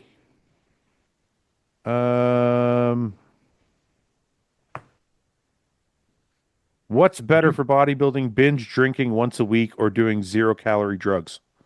0 calorie drugs. Drugs, of sure. course. Yeah. Drugs for sure. Yeah. That's why everyone. I mean, back in the bodybuilding 90s, drugs. half the Olympia lineup was fucking like sniffing coke at clubs on the weekend, you know? That was bodybuilding in the 90s. This is a weird question. If you punch yourself and it hurts, are you weak or are you strong? Well, something hurting doesn't make you weak. Yeah. Oh, don't get fucking philosophical. But it doesn't. Pain isn't like, if something hurts you, that doesn't mean you're weak. It's how you respond to the pain. If you cry, then you were. Yeah. Like if I No, Seth said I can cry. I know, that's why I said it. but like if I get bit by a dog and it hurts, that doesn't mean I'm weak. It'll hurt everyone. Everyone experiences pain. Yeah. That means you're alive. But You know? some people experience pain less than others. But more so, React I to think pain. it's how they react and the fear associated with pain less so, you know? I Well, knew it's you were one of going to those- get fucking philosophical on me. Well, that's not Jesus Christ. philosophical. I think it's just, you know. Me and my wife have been watching porn and it's not working for us. Do you have any suggestions? No. What do you mean it's not working? Yeah, don't do that. Don't do that together. Don't do that. No, you guys never have. I have, but I don't. I think it's bad. To be I want to honest. know why. Do you? Why? Why do you think it's bad? Yeah, I think it's not healthy in a relationship. To be honest, to watch. Why? porn together. Why not though? I don't know. I just think it's like the same reason I don't think it's healthy for anyone to watch porn. To be honest, you know. Yeah. It's not something we've ever done, but I actually don't know if I agree with you guys. Yeah, I think it's bad. I It's like think it can be cool. it's not part of like our relationship, but like I honestly don't think it's a big deal. I don't think so it's a either. big deal, and I would probably do it. But I think if you're becoming in a habit of doing that consistently, Oh no, if it's something Oh, you, like yeah, if yeah. it's like you need that to get stimulated Oh, to have then you got sex a with your problem. partner. Yeah. like you're 100%. It's Yeah. like it's the exact same reason why all of us would need porn to be able to fucking jerk off. It's like we're fucking. Yeah. I can't just sit there and use my brain. My brain's fried. You can't do it. Right. It would be hard for me. Dude, Yeah. I got that shit on lock. Really? See? Like Paul, got- you couldn't jerk off just with Not your head. anymore. When I was Yeah, a kid, see, maybe. like I can memory bank it. Fuck. I could, but I would have to be real horned yeah, up. You know? yeah. I had to be Well, like, yeah. You know why? Because I don't watch porn, so I can fucking nail it See, anytime exactly. Hey, you're But that's my master of your point with the domain over there, relationship. right? Is Master if you my own become- domain, Paul. If you become reliant on that to cause stimulation in Yeah. sexual activity with your partner, Yeah. I think that's a slippery slope. Yeah. Paul, you know what? Think that- Paul, you know what? If you get off the juice, you can be master of your own domain too. It's a trade off. Steroids are fucking you up, buddy. Huge or be a perverted. It's a big trade off. That's what we were gonna say. Sorry. No, I was going to say the same thing. Just piggyback all that. I think that like you can't. I'm not one to judge people based on all this stuff. No. but you need, but it's a tool in a toolbox. Yeah. So you have to look at so many different Yeah, you things. can pull it out Right. once in a while. I think that's It fine. might- But yeah. It might Yeah. invigorate, re 100%. your relationship, all those things. But it's like Try if you some start new doing moves. that, yeah, I was looking at more from the perspective of being a consistent thing, like how we would use it to masturbate. And I Then think that's fine. fucked up for sure. Wait, I yeah. gotta If you ask- can't bang your wife unless you watch porn with her, there's a problem. That's why I said Yeah, that. yeah, I agree. Yeah. I gotta ask this question for Paul. Okay. Rather date a girl that is more red than you or has bigger hands than you? Red. Do I you don't have want big big hands? hands. I don't like Hey, man hands. jerking you off with man hands.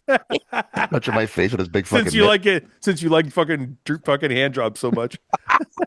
I don't want. I want to see my dick in her hand though. I don't want to. It depends what kind of big they are. If they're like thick, meaty Ronnie Coleman hands, or if they're just like long, like, you know, like long fingers. I don't know if that makes that it I any don't better mind. either. If she has like super big hands, but just because they're long, but if it's like they're like thick fucking meat hooks, that's Oh. gross. Mm.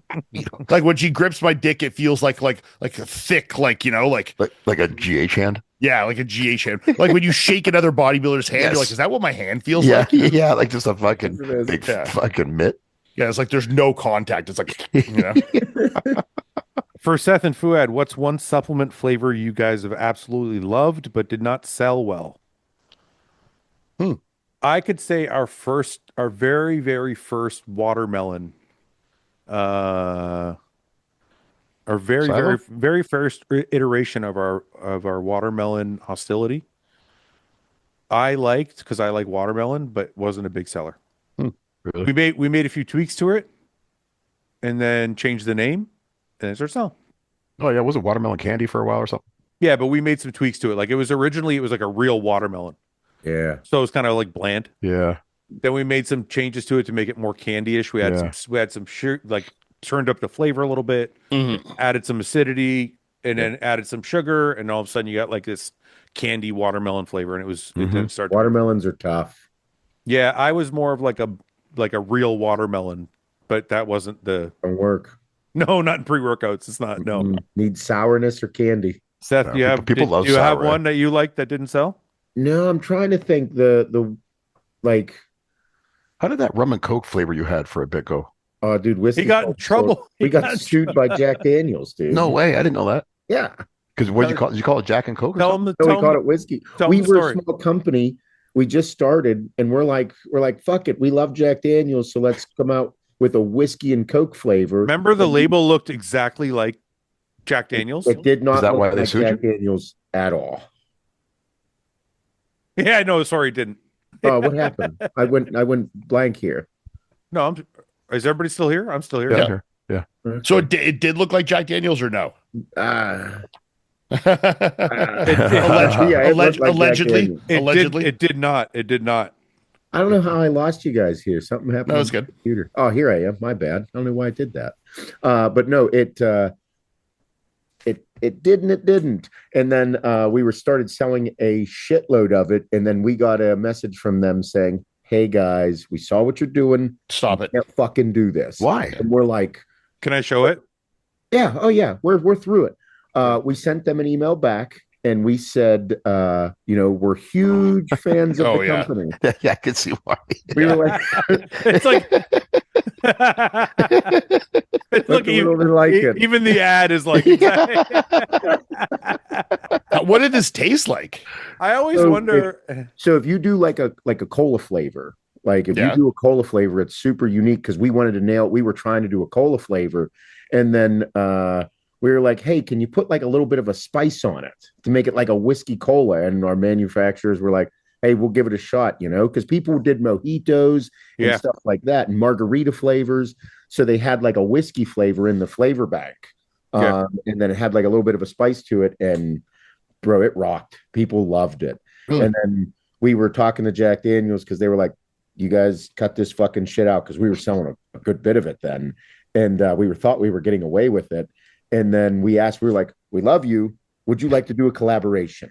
They're We'd like, love to "Fuck-" put Jack they're like, Daniels, "Fuck Jack you." and Coke, all this and da da da." And they're like, "Fuck you guys." They're like, "Fuck you. We don't need you. We're a billion Yeah, dollar they company." were. You're like, we're they were- fucking Jack Daniels, bro. Smart. I like smart move though. Trying to turn into a partnership or We something. were like, Oreo does it. Like, yeah. Like, come on, we're cool. But yeah, no, we the one flavor that sticks out the most was when it was Swamp Beast. I absolutely despised the flavor. I did not like it. It was an Oh, you didn't like it? it was an appleberry flavor. And I'm like, who the fuck is gonna like this? And they're like, it's unique, it's delicious. So, and I'm like, this is early on in the company. I'm like, I don't fucking drink it. I Right, think this shit right. sucks. Right. But then me as the friend of the company, I'm like, This sucks. this Oh, this sucks. I was like, I don't fucking like it. Everybody else liked it.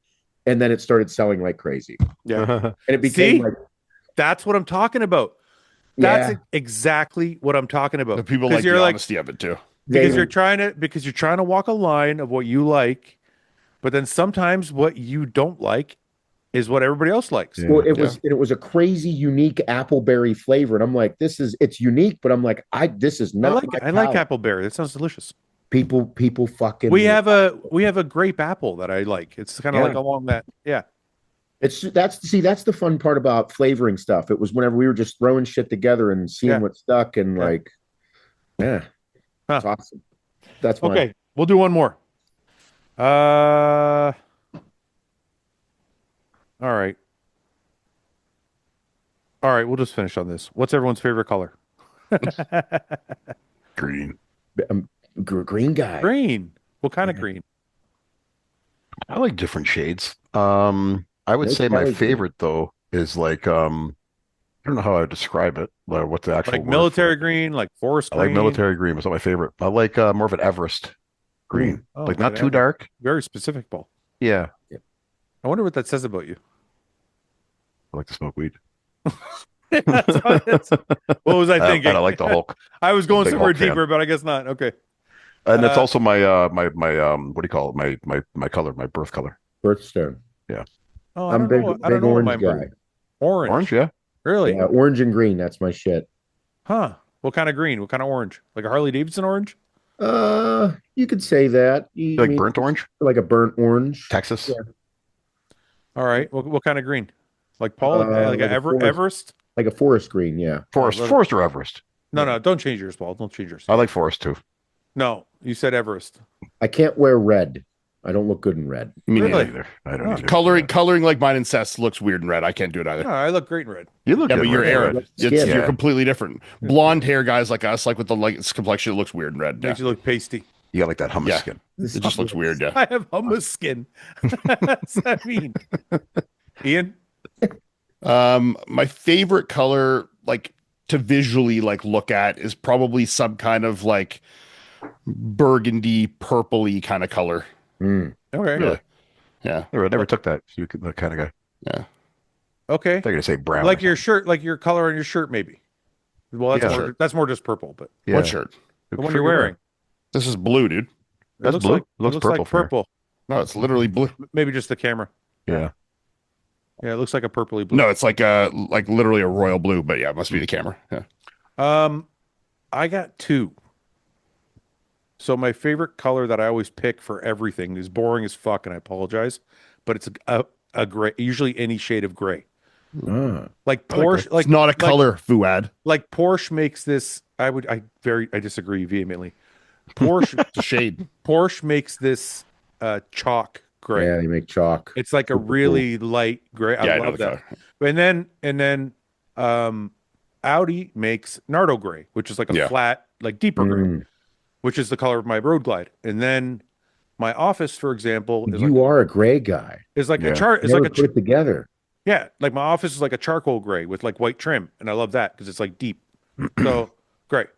But if I was gonna put a freaky color on a motorcycle or something, it would be like a. I've seen like purples that are really, really dark that are almost black. That's probably my favorite color. I like that. Yeah, So that's kind of the realm I'm in. I like It's almost like a those colors. wine color. Yeah, but like deep. but more Yeah. deep. Yeah, Yeah. that's if kind you- of the realm I'm Like in. if you yeah. didn't put a light on it, it would probably look black to you. Yeah. Like that. Okay. Oh, that's yeah. All right. Well, anyway. Cool car color that'd be. Yeah, that'd be nice. I mean, like I've showed you guys the color I painted like my bedroom, right? Yeah. If you didn't know, like it looks like almost black with the lights off, but it's like a super deep, like purpley browny red. You know? Yeah, I I like gray shoes until Ian told me gray shoes were gay. yeah. Gray shoes is gay. And then I started looking at them like my gray shoes are gay. Yeah. Because I like You I right? never paid attention to that. that's the thing. I love fucking gray everything. yeah, it So I doesn't work bought- for shoes. Sorry. So I man. bought For shoes, I bought these gray running shoes, right? And Ian's like, those are gay. So I'm like, fuck, they're kind of gay. So I stopped It wearing them. depends what else is Then- like. If you had like But you know hold on, like I know. Jordan 1 lows that are white and gray, you could do that. But yeah, So then I bought this pair of Asics, dad shoes, right? Mhm. And they're fucking gray. And I love oh them. my god, I love them. They're gray. half gray. They're gray and like white. The problem is because they're dad shoes, they look like the kind of shoe. Like when I wear them, my wife's like, "Those are your fucking homeless shoes." like Walmart dad shoes. They look Yeah, like Yeah. homeless, like a homeless person's fucking running shoes. But they're like $300 Asics. yeah. well, they're not that much, but they're so comfortable, dude. They're like my Yeah. most comfortable pair. Of shoes. Can't get it in gray. No. No, running shoes don't do gray unless, No, like Ian black. said, they're like a. Yeah, You got to go black running shoes. I like white now. I like white running shoes. Love No. that. Yeah. The only I thing feel I, funny wearing white shoes. I love wearing white running shoes. I just don't like. They're just if once they get a scuff on them, they're fucked. Oh, they're finished. Yeah. Anyway, Yeah, I'm a black shoe guy all the way. Black is ultimate dad mode too. Yeah. Well, what other colors could you really go with shoes? like some- I mean, I like for some running black shoes, shoes. you can. Like with running I shoes, you think can do with some different running stuff. shoes you can go pretty colorful, but I think it should be generally it could be a black base, but I think then you need color. I think a flat black running shoe is pretty dad mode. Yeah. But some of them are pretty nice, but it just depends how you do it. It depends on the shoe. It depends on a lot of things. It depends on the rest of your swag. Like if Melissa wears a full black running shoe with how she styles it, it looks cool. If you wear it wearing like dad khakis and a fucking like it's gonna look gay, you know. So like it depends how you style it for sure. did you get that, Paul? Yeah, if Melissa fair does enough. it, if She's Melissa cool. does it, it's Melissa's cool. cool. If you do it, it's gay. But it's I would what I'm go saying. It's homosexual. what you wear alongside it. You know, like even Yeah. me, I couldn't wear black running shoes. I would look stupid. Like I can't do it. You know, but it depends. I think. Listen, you got to remember where it's coming from. I don't think Yeah. black shoes are gay. I think Well, I think it depends. There's Ian's context to all of it. Ian's like hyper fixated fashion. No. I think black shoes can be cool. I think it depends on the circumstance and surroundings of it, Every single pair and of the shoes. shoe, and the shoe. Like I think certain all black shoes Hold can on a be minute. really cool. You know, Hold on a minute. Every single pair of shoes I own are black. Are black shoes in style or out of style? well, that's too broad. That's not going to work. But Black shoes are very much in style. yeah, of course. They'll never be out of style. But not with No, a they'll- white, not with a white Black. sole, Wait, right? wait, Oh my god, that's the worst, Paul. Yeah, you called me out wait, on that. wait. It expands on it. Black leather sneakers very popular, especially clean, minimal designs. Black running shoes always in style for athletic wear. Black loafers and dress shoes classic, never really go out of style. Chunky black boots still fashionable. Are any black shoes out of style?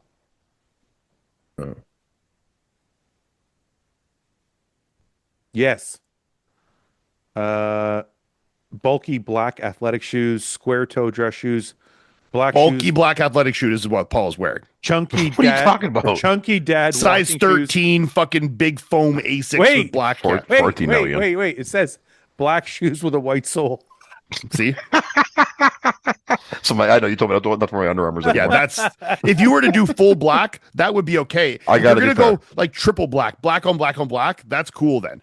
It just depends. Like you can't do a black shoe with a gray sole or with a white sole or like white laces with like you know what I mean? It depends. Like Yeah. it all depends and it depends what you're But styling. it changes with. quickly because just a couple years ago, white soles with black shoes were in.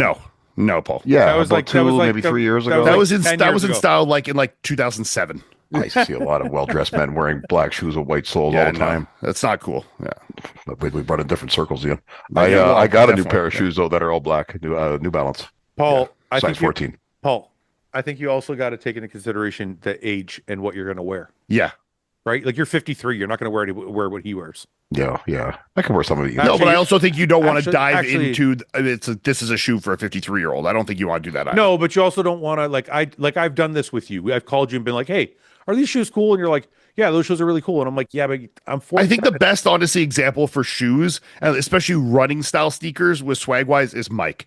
Mike, for sure, in terms of like wearing Asics and sneakers that are like athletic based, has the best. And most of his are like white with some kind of color base or like some variation. He can even do gray, but like it depends how you do it, you know? I know. I'm just saying, I think if you're an older guy and you dress with an older style and you try and wear a young person's shoe, Oh, for sure. That's you super. look tacky. like an Yeah. idiot, right? Yeah, that's So like guys my but age that's what I'm wearing, saying like, with all of this, that it's depending on what you're wearing it with. Yes. Like you wouldn't want to wear like some of Mike's maybe like more vibrant, like neon fucking yellow shoes with like jeans and fucking, Right. how like it depends, right? yeah.